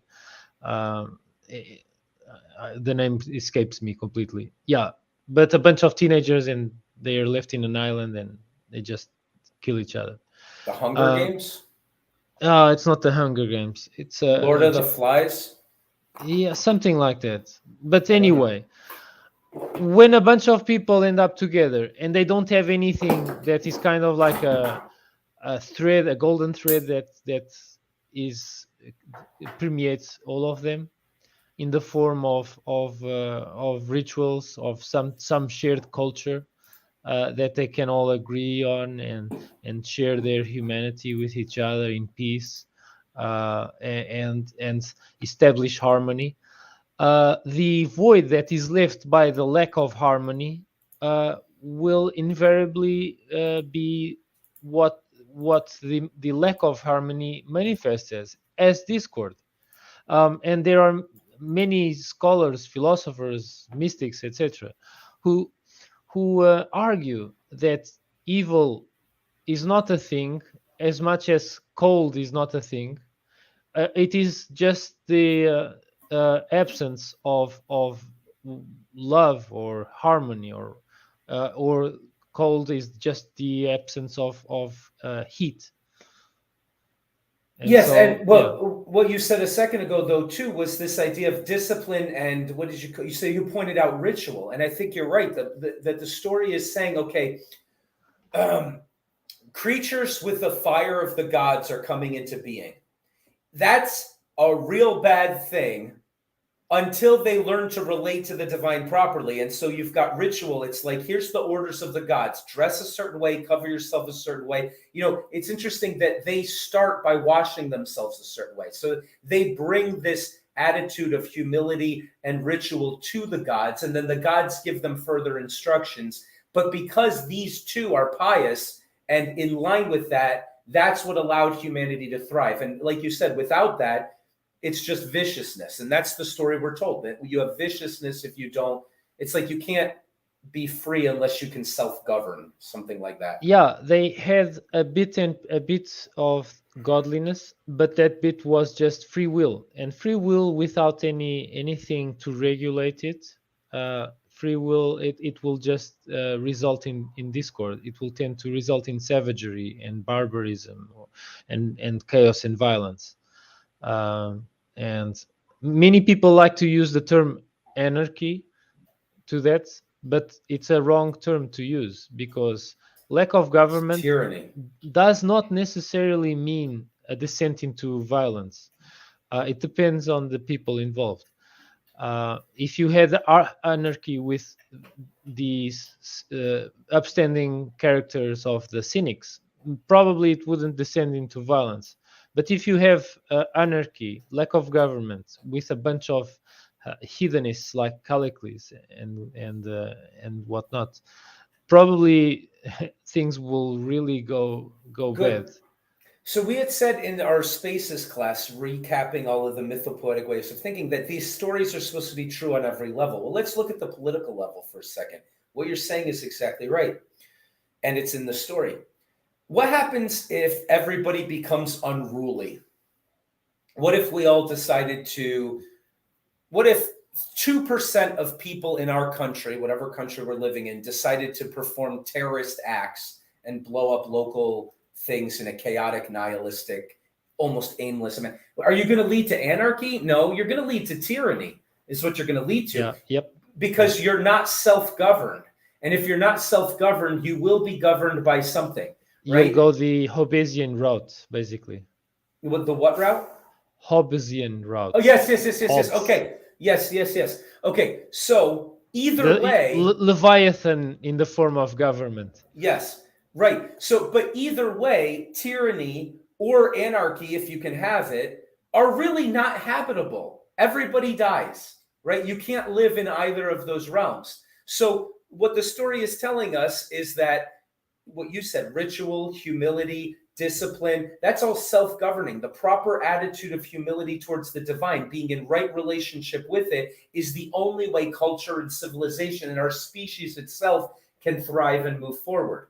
That's in the story in just a couple of lines. And it's true politically, but it's true in every level. What if you allowed your imagination to run wild? If you're a paranoid schizophrenic and you're making connections and you can't tame your mind in any way, that's not habitable. You're not going to live very long, and that's not any kind of a stable psychology, right? Maybe the answer will be to drug yourself and tyrannize yourself until you're not allowed to think at all, since what you're producing isn't good. That's not habitable, right? That's not a way forward with a healthy psychology. Self-discipline on the individual mind, on the political level, on all these different levels, the answer, this is just a part of the truth. We're not decoding it and saying this is all it means, but part of the truth we can get out of this is the simple idea that it's almost like this. If you get something as dangerous as divine fire in the actual world, which is humans are the species that has a spark from the divine, that thing is likely to not do too well because that's too powerful. The only way it can do well, and it will, is when it's in right relationship, when those entities are in right relationship with the divine. You can't just have wildfires growing there, right? So you have to get humanity in proper alignment with what is transcendent, because they're too conscious, because they're too powerful, because they, as the poetry tells us, yet the world was not complete. It lacked a creature that had hints of heaven and hopes to rule the earth. To rule assumes self-governance, assumes self-regulation. Well, or you can rule it to hell, right? That's what happens when Jove looks at what we're doing. It's like we have aspired to rule the earth, and our first attempt, since we're not like the Noah and his wife of this story, since we're not in right relationship to the divine, we create such an uninhabitable world out of just that ambition to be dominant over it, that nothing can live and everything has to be destroyed. Go ahead. That's what the story's telling, though, right? I mean, at least that. I also like to call attention to a very important thing here, which is what makes people into good leaders.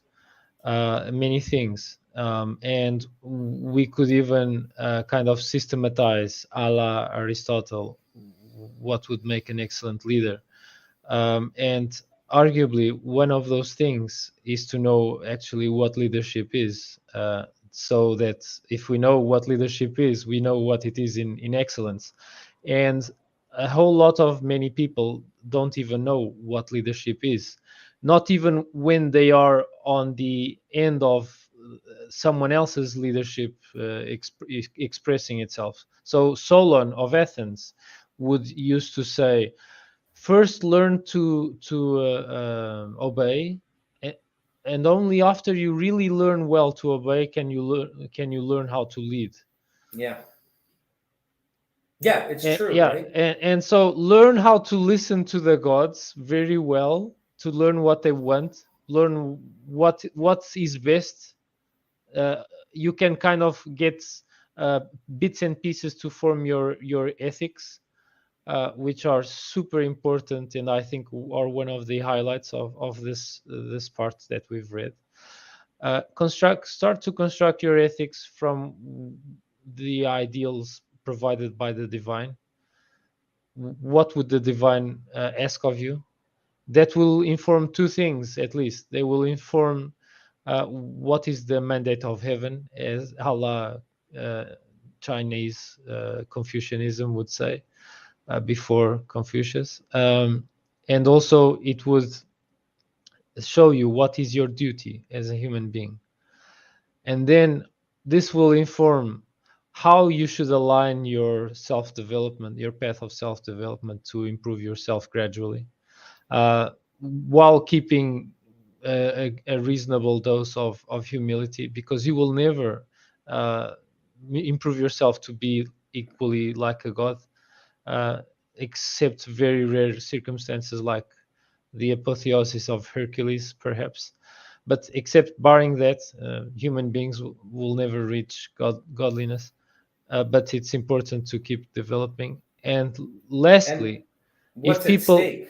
and lastly, if people are endowed with freedom of will, naturally they will be confronted with choices.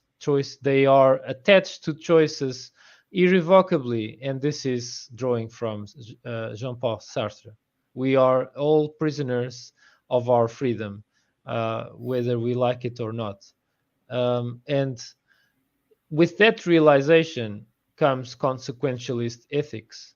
We are always choosing, even if we are unaware of it. And so if we start to employ our best faculties, and I highlight that it's not just the faculty of reasoning, of analytical reasoning, that many people often go grab immediately. It's also our creativity, the ability to listen to our inner voice, or what the divine voice or whatnot would be. And empathize with others. Only with having a nice mix of these ingredients can we be a good consequentialist, ethicist. But by mentioning these four branches of ethics, divine mandate ethics, virtue ethics, consequentialist ethics, and deontological or duty ethics, as they are called. So these four ethics, they should never be considered in isolation. They should syncretize. They should harmonize, and they should feed into each other. Yeah. And then if we have that, we can have the gods pleasant with their creation, I think. That's quite an impressive thesis that you just expressed there. I'm glad to finally, we've talked for so long and I've never heard that idea of yours. That's quite interesting. That's quite interesting. So we should flesh that out. Let's do that in the after broadcast show, because I want to talk more about that with you. That's quite interesting to see a relationship between those two, almost like a developmental path. Let's talk about that more. All right. So there was an interesting real life illustration for me recently of the point you were just making, and it's a silly little story, so I'll share it with you. I took my new dog. A lot of you know that I've got a new dog. So I took this dog for a walk, and I love taking him for walks. He really loves going out. And I thought, all right, well, he's really learning how to heel very well. He's quite intelligent. He's really, he's eager to keep moving, and he wants to pull me, but he's really learning a lot quite quickly. And I thought, I don't take him on long enough walks. We went on a 2-hour walk last weekend, and I was meaning to do it again this weekend, and we never did. We only went on like a half-hour walk, and I'm like, he could use more exercise. So I bring him out to the end of the road, and I unleash him. I make him sit, and I take a ball out of my pocket that we've been practicing playing fetch with in the house. I'm like, this will be great. I'm going to throw the ball. He knows what to do. So I hurl the ball down the street, and the dog goes running after the ball way down the street. He goes right up to the ball, and instead of biting it and bringing it back like he did in the house, he sniffs it for like 1/10 of a second and immediately realizes he's free and I can't force him to do anything anymore, and runs right back at me and right past me and disappears around the road to go find some deer carcass or some horrible, horrible thing I don't want him to get into in the woods, knowing that I'd never let him do that. And so, hey, haha, bye, I'm not your dog. And I thought, you son of a bitch. He doesn't understand how much freer he would be if he could listen, right? So you're talking about we have to first be disciplined and listen to the gods as a developmental stage to getting to the point where we can now participate without causing havoc and problems. I rescued this dog as an abandoned dog. He had skin diseases and fleas and all sorts of horrible things. I don't want him running in the woods wild for a reason, but he doesn't understand the reason, right? So I don't want him to just always do what I say and crush his spirit, but he would have a lot more fun if he would more quickly learn how to just do what he's supposed to do and listen to me. And it's almost like that's our relationship with the divine. It's not supposed to end with, well, we obey and very much, thank you, sir, we'll do what you say forever, and we're negated and nothing. It's, no, become disciplined so that you can be free enough to participate in the ongoing creation of being without wreaking havoc and making everything a mess. And that's also part of what this story is about. It's like before the pious couple we're talking about, there was no discipline and everything was so chaotic. And what's at stake? The entire world. Whether or not you can make a world that's habitable, that people can live in, that can move forward, that's a part of goodness that you could look at and say yes to. That world, you can't have it unless you learn these lessons first. And these are the first lessons that we as a species had to learn. So the story goes. So anyway, that's a pretty marvelous thing. I can't wait to get to the post show. I want to ask you questions about this relationship between the four ethics. That's a new thing on me. That's quite interesting. So all right, you have something else to say. Yeah, well, going back to the biochemical thing, probably cells didn't form directly.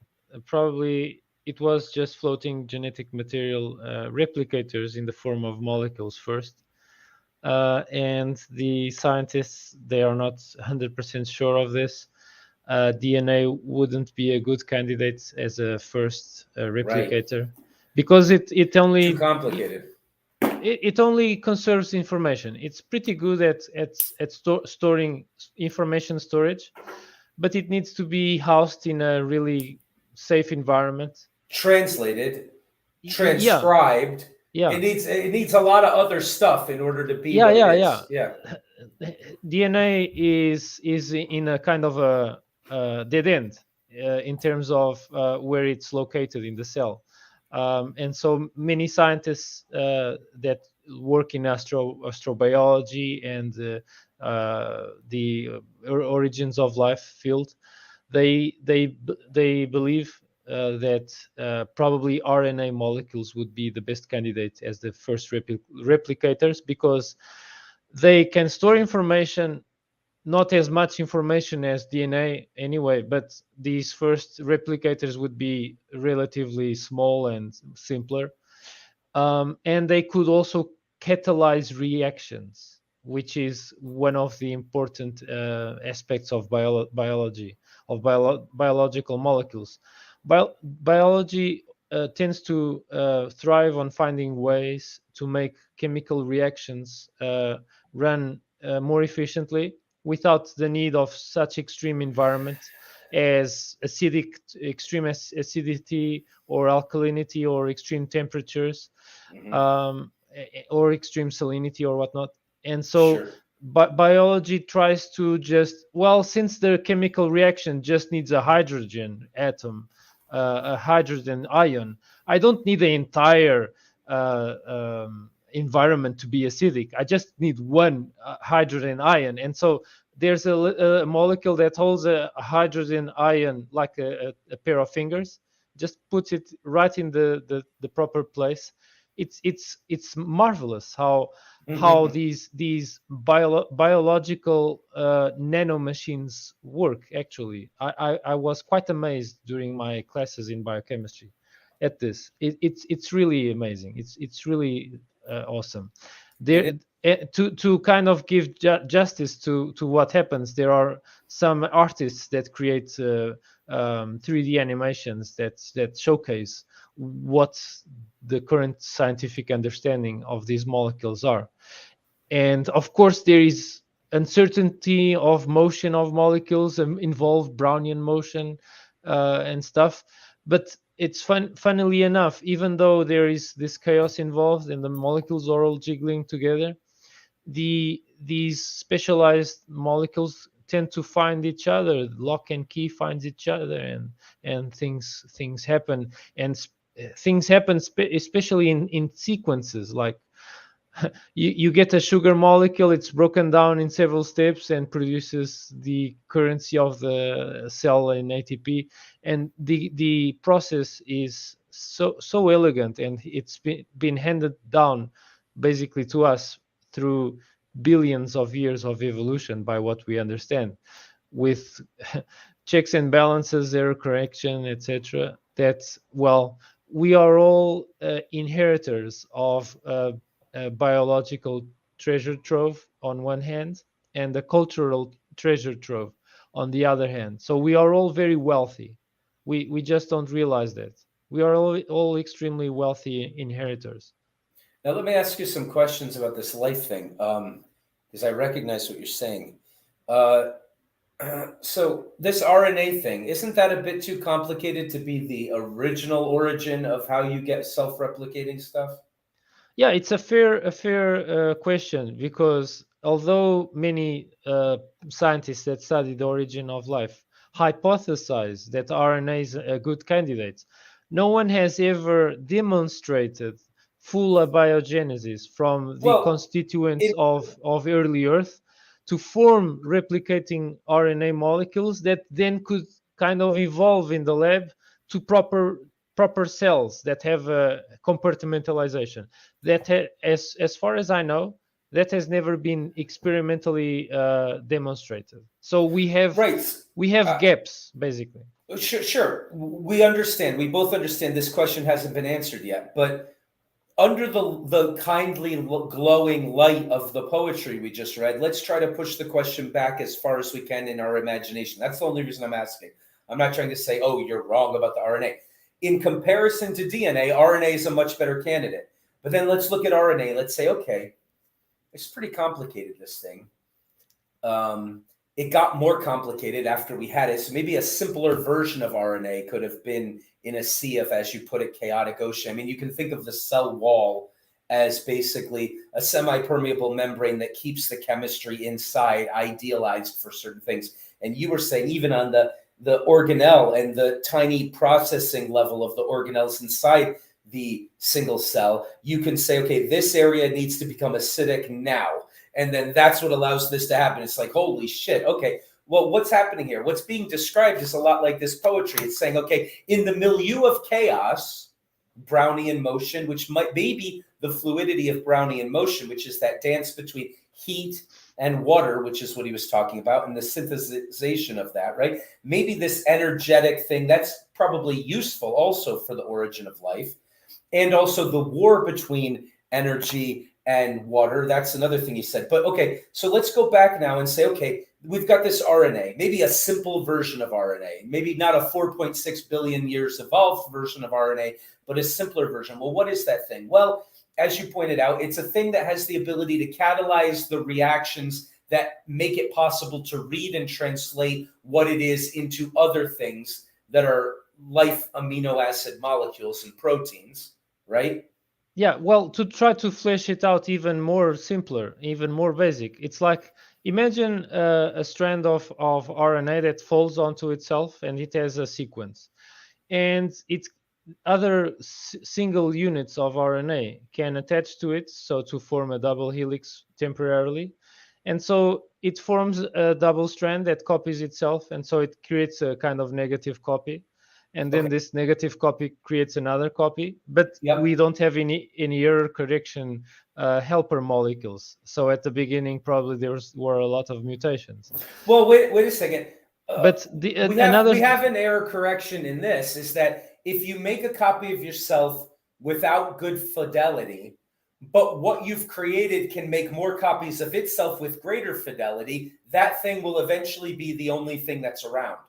Right? This is pre-organic life, right? That's what we're trying to get to. We're walking back the stages from dead matter, quote unquote, dead matter, into this single-celled organism. We'll just say that's far enough. But at the part we're at now, we're saying, okay, well, you're replicating yourself without great fidelity, but what if you were not you, the molecule? What you were was the presence of many molecules in a pool of water, and all of them change over time as the thing with greater ability to replicate itself with fidelity is the only thing that's been making copies of it. So you get what I'm trying to get at? Yeah, fair enough. If I understand correctly, there's this effect of grandfather clock synchronizing. So kind of like you have a group of molecules that are doing the same thing, and something changes there that might might affect each other, might create harmony in a milieu of certain chaos. Yeah, these kinds of things can happen. Yeah. Okay, so we're going back just to the beginning of that RNA. That thing you just said, a good way of describing that might be, as heat and water become one, so life begins. Though fire and water are at war, life's origins awake discordant harmonies. Well, what that's saying is making a copy of yourself next to yourself, right?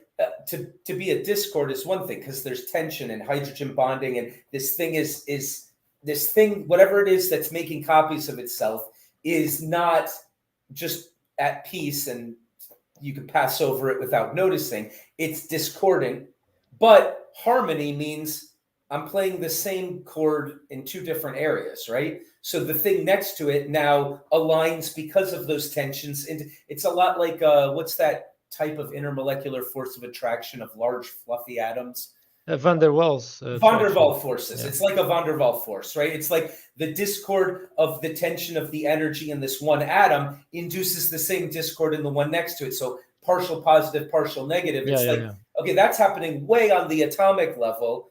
But this poet, remember, we said these stories should be true on every level of analysis. We looked at the interrelationship between a man and his dog. You looked at the relationship between God, divinity, and humanity. We looked at the same message on the layers of, politics, right? Ethics, biology, right? Chemistry and physics. It's like, okay, whatever you're describing here certainly seems to be the arche, the poetry, the thing that is expressing itself on every level at the same time. It's a vertical slice. Yeah, that's one of the tests that we were going to use when we were reading this book. Now, I'm eager to get into the next story because I know it a lot better than this first one. But as we read, what we're doing right now is wrestling with the text. As we wrestle with it, one of the propositions we're testing is, can it be saying the same thing, one simple thing, and we can't fully encapsulate it with propositional language, but as we try to get a glimpse of what it's saying, does that same thing seem to be true on every goddamn level of analysis? Yeah, it's like the phalanx of Aristotle that is kind of retreating. They are disorganized, but each of the elements of the phalanx are like an observation that we are making on a different level. And if they all just stop and organize and they click into place, and it forms a perfect phalanx. That's kind of what we want here. We want to look we want to look at each of these levels, look at the patterns, and these patterns will be mostly non-verbal, difficult to put into words probably. But after we see enough of them, we will probably have something here figured out. We will kind of... Well, it's by definition impossible to put into words. It's given to us in an artistic form because that's the only way it can be expressed. But we will kind of get it. We will kind of grok it. We'll partially get it. Like your warning in the class was a really good one. Your warning in the previous space that we just did is a really good one. We're not going to think we understand propositional truth out of this or scientific truth. What we're going to do is say we partially understand the image of the sculpture and the painting and the story you're giving us. Boy, that seems profoundly the truth in a way that I can't quite put into words. Okay, maybe that will help orient me to find scientific truth or to find ethical truth or to find greater knowledge of even how I relate to the divine or to other people or whatever. It'll orient me to see the answers or to find the answers. But what we're not going to do, like you said in the previous space, is imagine that is the propositional truth. I found it, and so now I don't have to go investigate anything or judge things by the right reasoning of the and discussion over science. yeah, exactly. Yeah, that's the problem. We rather have aporia and perplexity and some confusion to keep us going, to keep the fire going of discussion and thought. Well, because it's appropriate, because that's the appropriate way to be reading the text. As you pointed out before, there's a real danger in thinking, oh, I figured out what the story means. Now I don't have to do science and I don't have to listen to arguments from philosophers. And I just know everything. It's like, no, this is art. You're never going to understand it that way. You're going to try to, and that's what we're trying to do. But in this conversation we've been having, it's kind of astonishing how the story seems to be saying something pretty obvious that we can't quite reduce to just propositions. And holy cow, that's shining at us from every level of analysis. Well, that's one of the confirmations that this could be worthwhile. Yeah. So. Look at the warmth that life needs for the molecules to jiggle. So that is kind of harkens to the fire. While, of course, the water is the solvent of life that it provides a substrate. It provides an environment appropriate for the warmth to do its thing. Yep. And the molecules are the actors. The actors are the ones that acquire something that's godliness, the ability to self-regulate or self-replicate in a relatively reliable manner, appropriate to their stage of evolution, or rather their stage of complexity. Lower complexity, a higher tolerance to error because the stakes aren't so high. They won't form cancer molecules so easily so soon. But when things start to compartmentalize and there's budgets, energy budgets involved, because you're no longer just kind of sharing energy with the entire pond or entire sea. You have your own energy and you have to take care of your own budget. It's like each cell is a polis, a city in itself. And then all kinds of dynamics happen between cells that we have seen in history between polis. And also between individuals as well. Did you say between polis? Yeah, between the polis, the Greek name for cities. Yeah, and of course it's pretty damn easy, and even Plato exploited this. The way that there are many kind of patterns that are presentable when you analyze a polis, a city, versus when you analyze an individual. It's just that the individual is,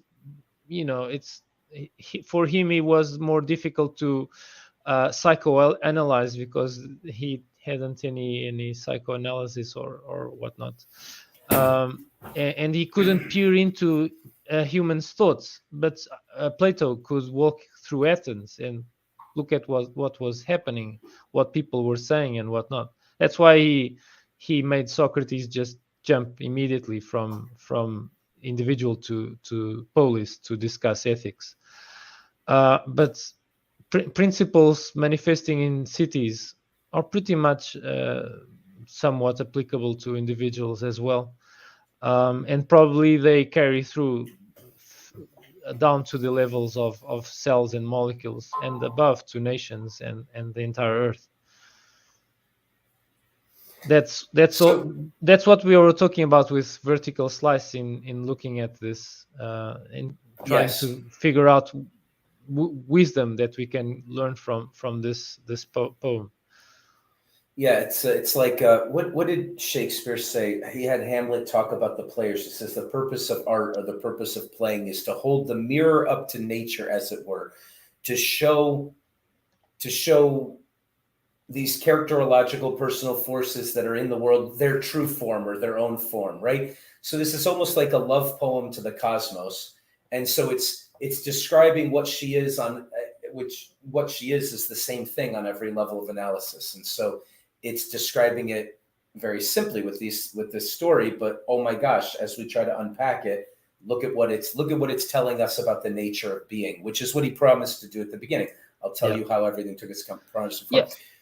Like fractals, for instance. Yeah, exactly like that. Now, there's one level of analysis we specifically didn't look at, but we probably could. Let's take a version of the Greek mythology of creation and say, okay, it's all chaos. And then chaos gives birth to Kronos and Gaia. And so you're following Hesiod's theogony, basically. I'm trying to remember it properly, right? So chaos gives birth to Kronos to Gaia. Is that right? Or do they both come from chaos? let's see. There's probably some diagrams with this.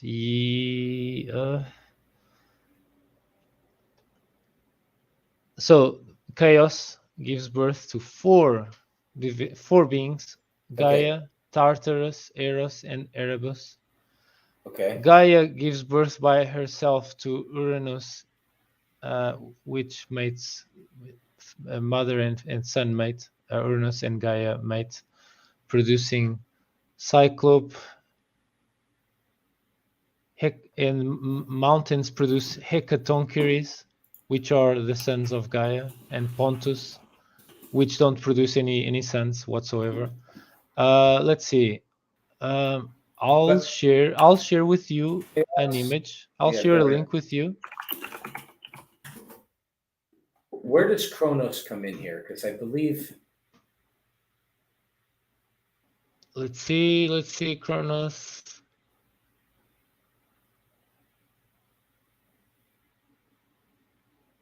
Yeah, Kronos is like 4th or 5th generation. That's odd and interesting. Yeah, so Kronos results from Gaia and Uranus, basically Earth and Sky mate and make Kronos. Oh, of course it does. Of course it does. Okay, I'm sorry. That's too intelligent. Okay. So the Big Bang explosion, things can't even be elemental. It's just too much of matter and energy are the same thing turning back into each other, and nothing is stable in any way for a billionth of a billionth of a billionth of a second, but that's the state of the cosmos. Well, that's chaos, pretty much. How do you get time? Well, you don't get it till you have matter and space, right? So matter, space, and time are sort of incestuously a trinity. They're necessarily one thing that is a universe we can comprehend and think in. And so things are cooling off energetically until you've got some stable matter.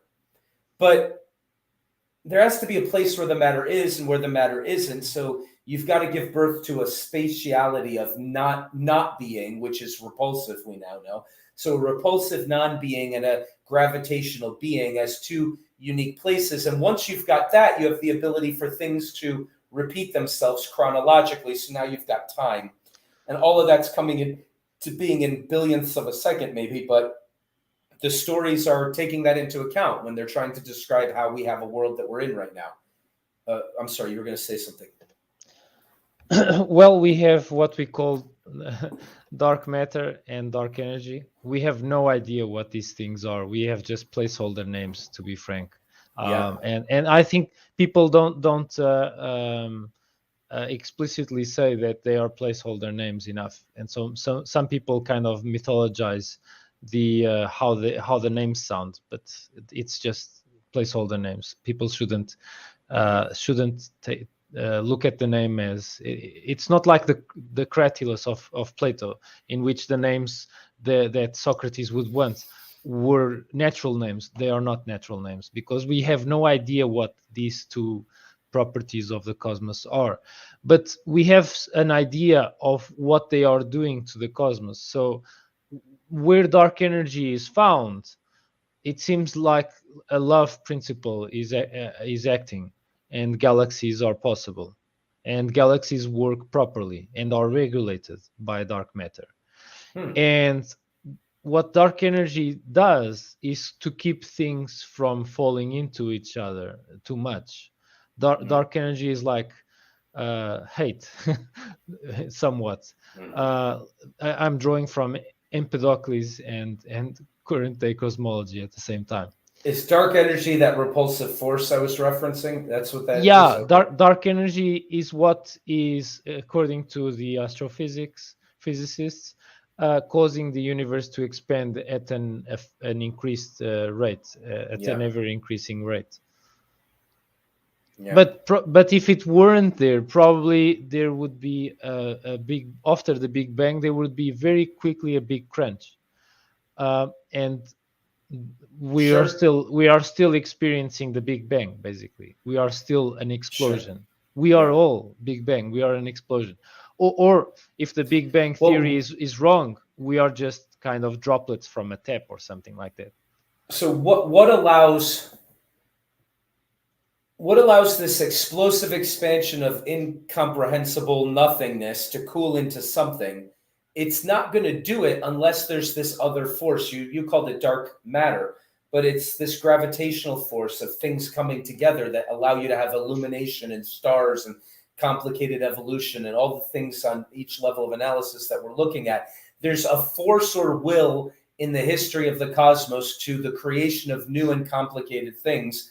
And there's also a force pushing things towards a nothingness, right? And so it's like there's this yin and yang balance, right, of nothingness and what we keep calling divine, or the source of all being, truth, justice, and goodness, the arche, right, or whatever. But the will of Zeus is really what it is in this story, right? It's Zeus is trying to pull things together to make a world that's worthy of worship and wonder and reverent praise. And so he's building it out of things coming together. But then the poet says God or nature. And so it could be understood as I really like that touch. So he's catering both to the theists and atheists. That's what we're trying. Yeah. He's keeping his bets open. Well, no, it's that both approaches are half the story. Okay, so I think that this is the other thing about this great mythopoetic revelatory literature, is that it's a synthesis of things that seem like they're completely incompatible whenever you're trying to do one or the other. If you're just trying to be a physicist and dead matter and objectify everything, you could have a story that describes all the things, but it's missing half of being, even though it's describing all the events from that perspective. And likewise, you can talk about sort of the divine will to create or whatever it is. You can understand it in that personal, relational sort of a way, but there actually is scientific knowledge that is telling the same story.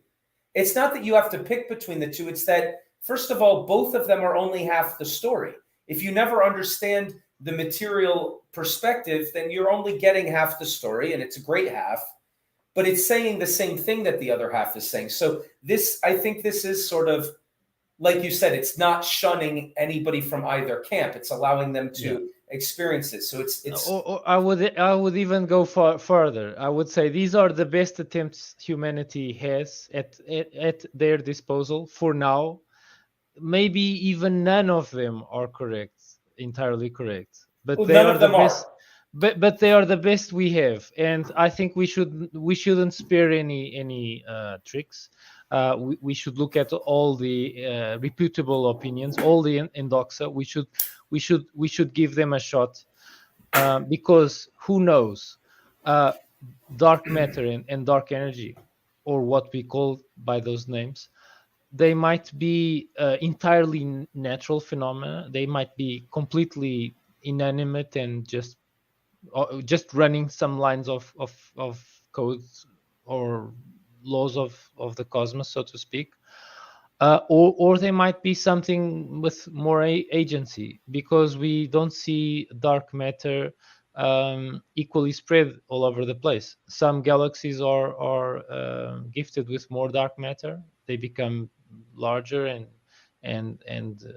have more mass, while others almost have no dark matter, and so it's almost like, it's kind of like the invisible hand of akin to the invisible hand of the market, but for the cosmos, it's like the invisible hand of the cosmos that has fingers everywhere where it wants galaxies to form and to remain.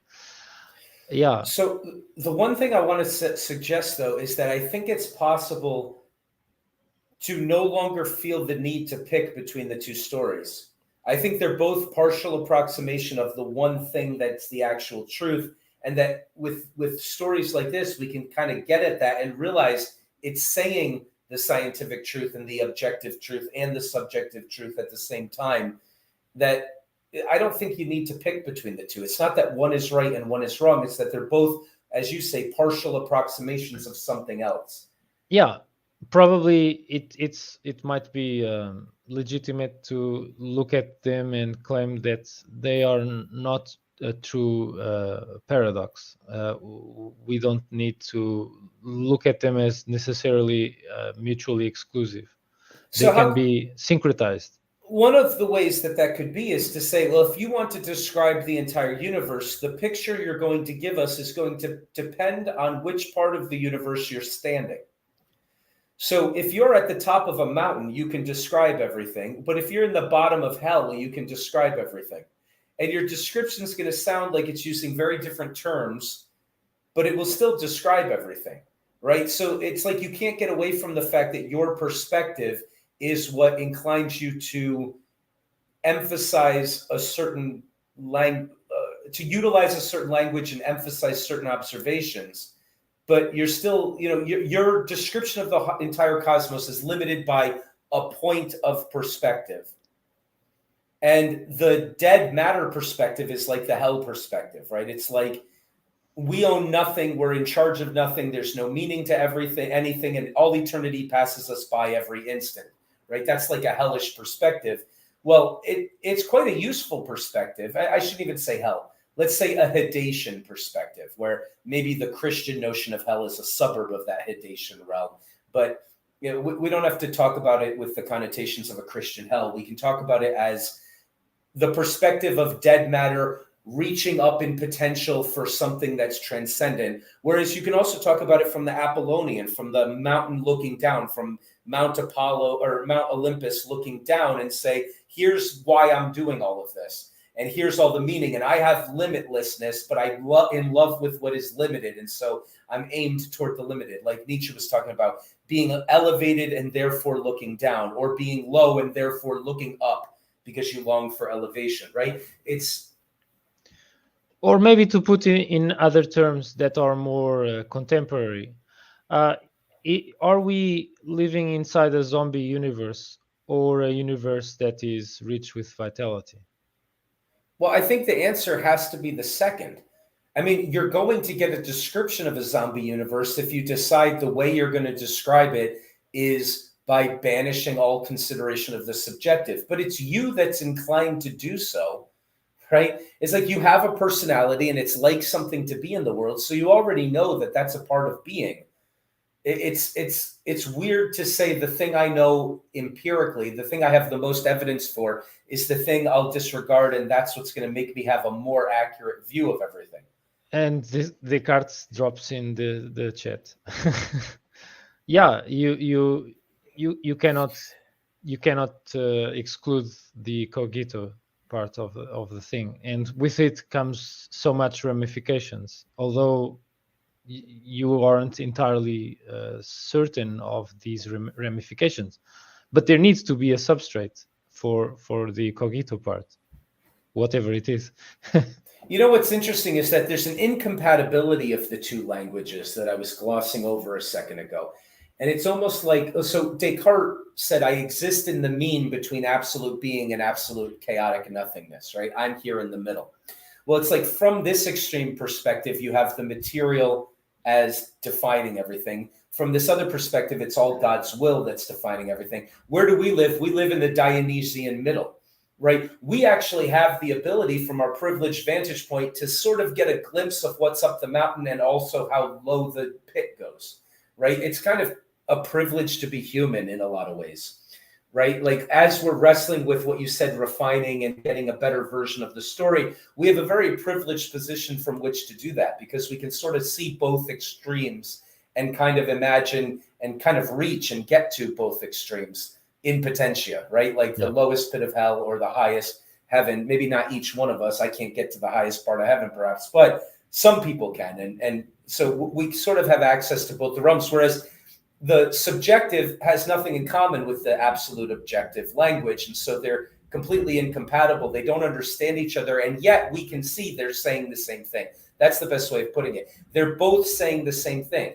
It's the yin is chasing the yang is chasing the yin, but they're incompatible to each other, which is why they're in love with each other and chasing each other.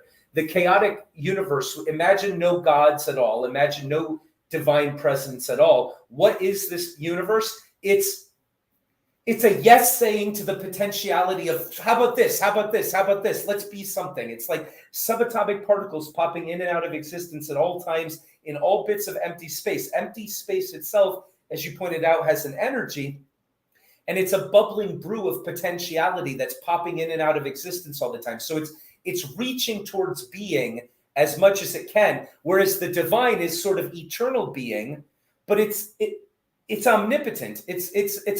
It's a guy playing a video game with all the cheat codes. It's not interested in just being what it is. It's chasing after limitedness because that's different than it, and it's what it loves. So both of these are saying yes to the opposite, and that's how you get that spinning, chasing yin and yang image.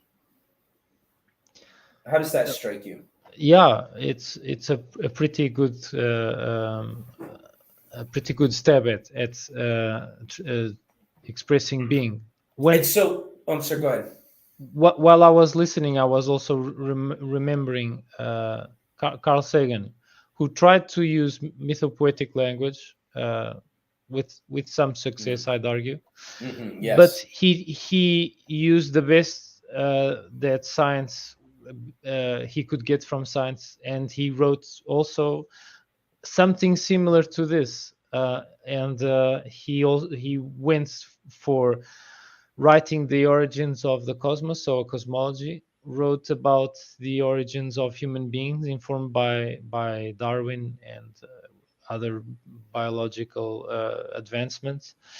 But he tried to keep the language as lyrical, as poetic as possible, so that people that are from outside the sciences, maybe lay people, could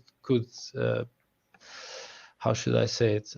Could appreciate the beauty of what it means, basically. So I thought it was also, I thought it was also very poetic, worthwhile to mention. And it's a powerful language. He might be using it just because it's a powerful way of describing what he's figuring out. Yeah, well, I don't have any of the texts on hand. Just I could just mention. No, that's okay. I thought you were about to read it, but I'll second the endorsement. It's really beautiful, the way he writes. I was just trying to remember which was the actual book itself that talks about creation. Is it that? So there are two. There is Dragons of Eden. Okay. And Shadows of Forgotten Ancestors. I think these two are kind of like his of creation myth kind of books. Okay. Well, he's very good. What's that other one where reason is the dim light of reason? What's that title of that book? The Demon Haunted World. The Demon Haunted World, also a good one. Yeah. I'll second the endorsement. And I thought, all right. So here's what I want to do. I want to open that door. So I'll be right back in a second. Get some AC in here. I'm going to do what I shouldn't do and say the controversial, horrible scientific thing that's ascientific. And I think what we'll do is because we should be bold enough to do that. It's very speculative, and you can't say things like this. And then we'll probably close it out and have a bit of a post show, and wrap it up there. Let's save that for another day. There's a psychological. Okay, so one of the things before we do that, one of the levels of analysis we didn't look at is personal psychological level of analysis. And if this is a creation story, why don't we give a promissory note that we could perhaps examine this story of how things come into be with the developmental psychology of a fetus and an infant, and then what they become aware of, right? Because it ought to map onto that as well, but we probably don't have time to examine that right now since we've done so much. But we'll just mention that it ought to, so that would be worth doing. I'll be right back. Yeah, sure. Who's a good boy? Who's a good boy? You want God's thank? There you go. All right, sorry about that. Okay, so I'm going to preface what I'm about to say with the idea that I suggested that if we're going to approach a work like this, we should assume that it's true on every level of analysis, and we just don't know how it's true yet. And so we're approaching it in the way we've been approaching it, humbly and trying to figure out what it's getting at and never thinking that we understand it fully or correctly, but we're wrestling with it. And that's what we've been doing. There's another way in which something can be true, which is literally true. And that's a little bit more tricky when it comes to the mythopoetry, because I don't think it's trying to be, I don't think it's the right language to think that what it's saying, it's like reading the Bible and saying, oh, it says that the earth was created 6.2 thousand years ago or something like that. It's like, well, that's not really what the story's trying to get at. The story of Genesis, as we could have looked at, is talking about all the exact same things that, let's see, where's my mouse? All the exact same things that this story is talking about, right? It's saying, how do you go from divinity and chaos into getting the logos of an ordered world? And what is the golden age of paradise? And how did man fall from that? And, it's got a flood story and the similarities and the differences are both pretty profound between the two. But there's this weird question of literally true. And I'm going to say something that's almost certainly not true, right? I must be wrong about this. But in my attempt to humbly accept that the story has wisdom I wouldn't know how to get to, I'm going to suggest that it's possible that before we lived in a world where all life as we know it presently evolved from the earth through these processes that Ovid is poetically describing. I think we got that glimmer of that pretty accurate, at least that partial picture of what he's saying. Before we did that, there was a whole other species of being on the planet. Okay. I'm not claiming that this is true. However, I'd like to point out that silicon is one level down from carbon on the periodic table. That really large biological molecules are made of carbon as the backbone that makes everything possible. And that silicon, therefore, has exactly the same chemical properties. It's just slightly heavier than carbon. And that if we lived on a planet with an awful lot of heat and energy, who knows what complicated types of forms of, basically what I'm saying is that minerals are the fossils of a potential kind of life that came before. And possibly if we had, we can't really, so every bit of the world that we know scientifically, from the top molecules of the atmosphere to the lowest part of the ocean, make up less than the thickness of the skin of an apple on an apple. Okay, we haven't dug very far into the earth. Yep. We don't know what it's like down there. In fact, when deep hotspot volcanic activity happens to blast up to us fully formed rocks that didn't melt in the process but came up from that level, those rocks, we can't examine what they look like when they're down there because the pressure and temperature is so different that even if we could build a machine to imitate that pressure and temperature, to induce it again, we wouldn't be able to have a window to see what it looks like. Okay? So that's an alien world very, very, very far away from us. It has a lot of energy in it. There's a lot of that fluidity dancing with energy that Ovid is talking about. And it used to be that the surface was like that. And at the time the surface of the earth was like that is the time that was before the Cambrian explosion and all the life that he talks about emerging rather rapidly on the surface of the earth. Yeah. I could attempt to one up you.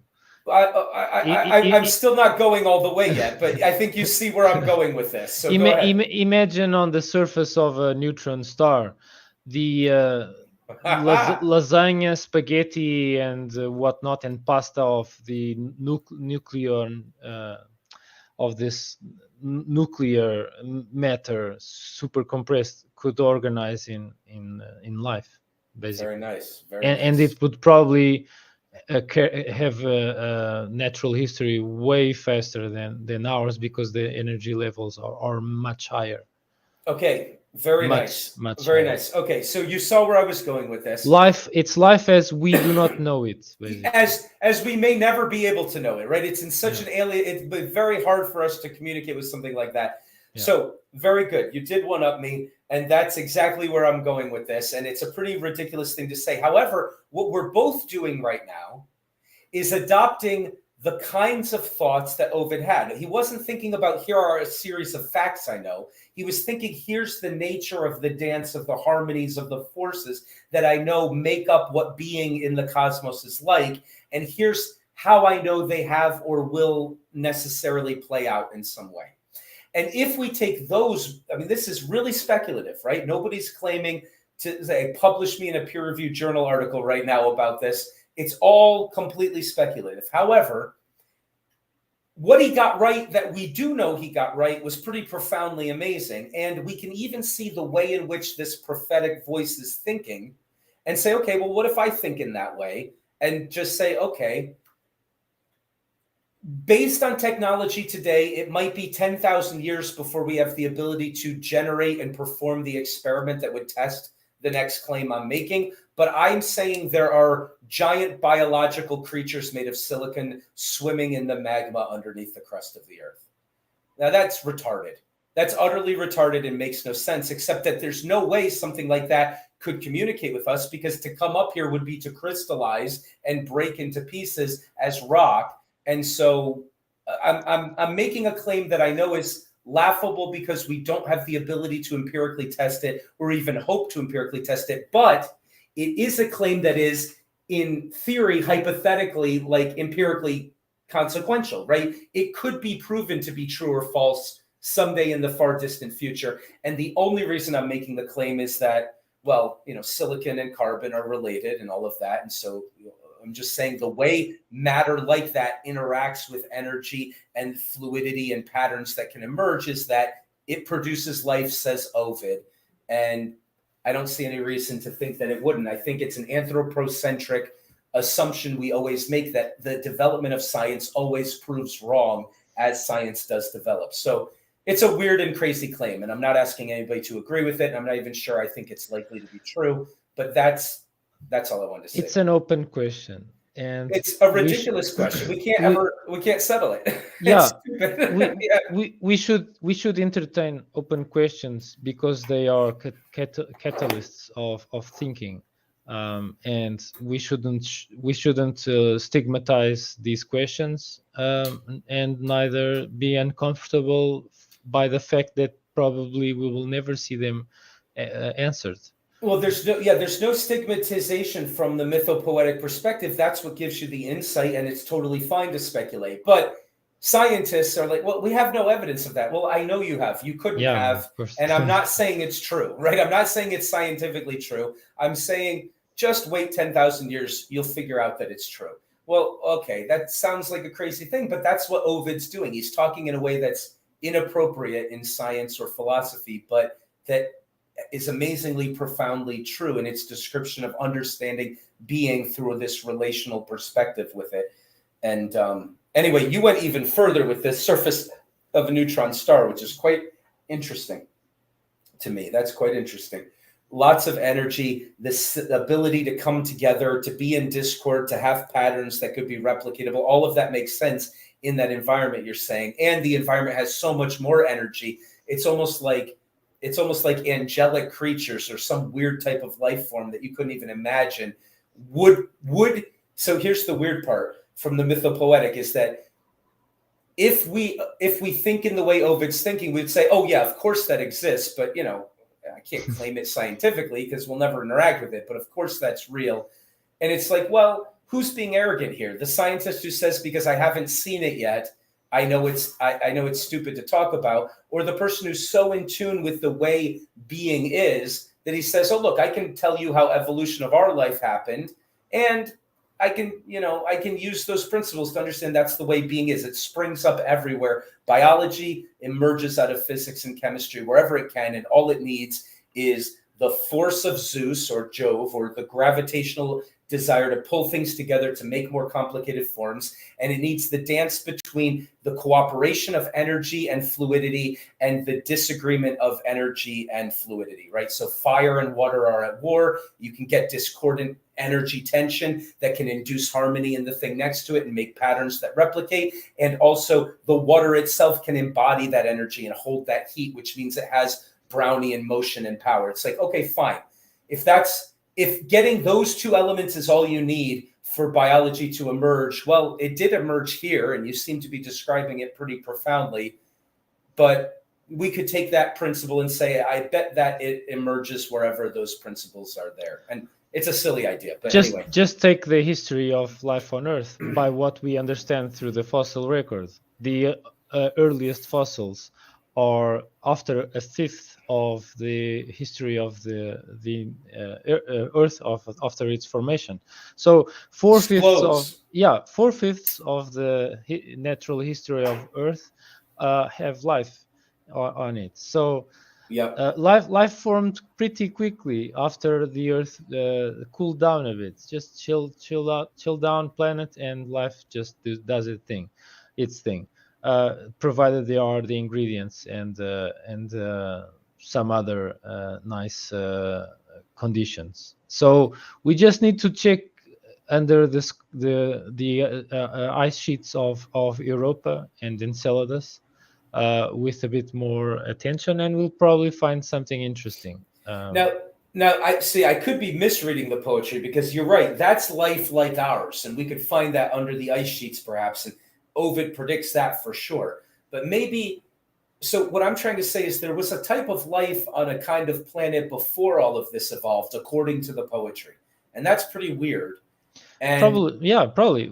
Imagine Mars. Mars had an atmosphere before, and arguably it had life. It could be Mars that had life, and this life escaped to Earth, and Earth was kind of inhospitable at the time and became more hospitable. Good. And Mars went on the opposite direction, and Venus possibly also did the same, more or less the same thing. It went towards heat and conserving energy in the cold. All right, good. Let's end it there. And I just want to repeat, the literal ways in which the story can be true are the least interesting ways in which it can be true. So all of the other dimensions by which it's true are more interesting. It's just fun to play with that literal truth a little bit and say, well, I don't know. It's all speculative still, but who knows? But everything else we talked about, the political, the romantic, the psychological, the interpersonal, the molecular, like all of these other ways of being true, it seems more interesting to me than that, there actually was a species of life that was all eradicated except for, who knows how that could be literally true, but that's not what we're really trying to do anyway. But it's hard not to do the temptation to get into that. Okay, so on your final good note, I'm going to end the broadcast, and we'll hang out and talk a bit, and then we'll wrap it up. We've done quite a lot of talking today, haven't we, with the other ones? So yeah. All right, so tomorrow we will do a story I know quite well, and we're going to have lots of paintings and slides, and we're going to talk about it in great detail, and it's an amazing story. And we kind of got past all of the difficult parts of the Genesis creation thing. There's a billion more things we could say about just these first chapters we've read, because they're inexhaustible and they're bottomless, and we could reapproach them and meditate on things like change as the definition of all being, which seems to be what he's saying, and all those other things. But we'll have to do that another time. And tomorrow we'll start with Apollo and Daphne, which is really one hell of a story. So we'll get into that. All right. Goodbye for now.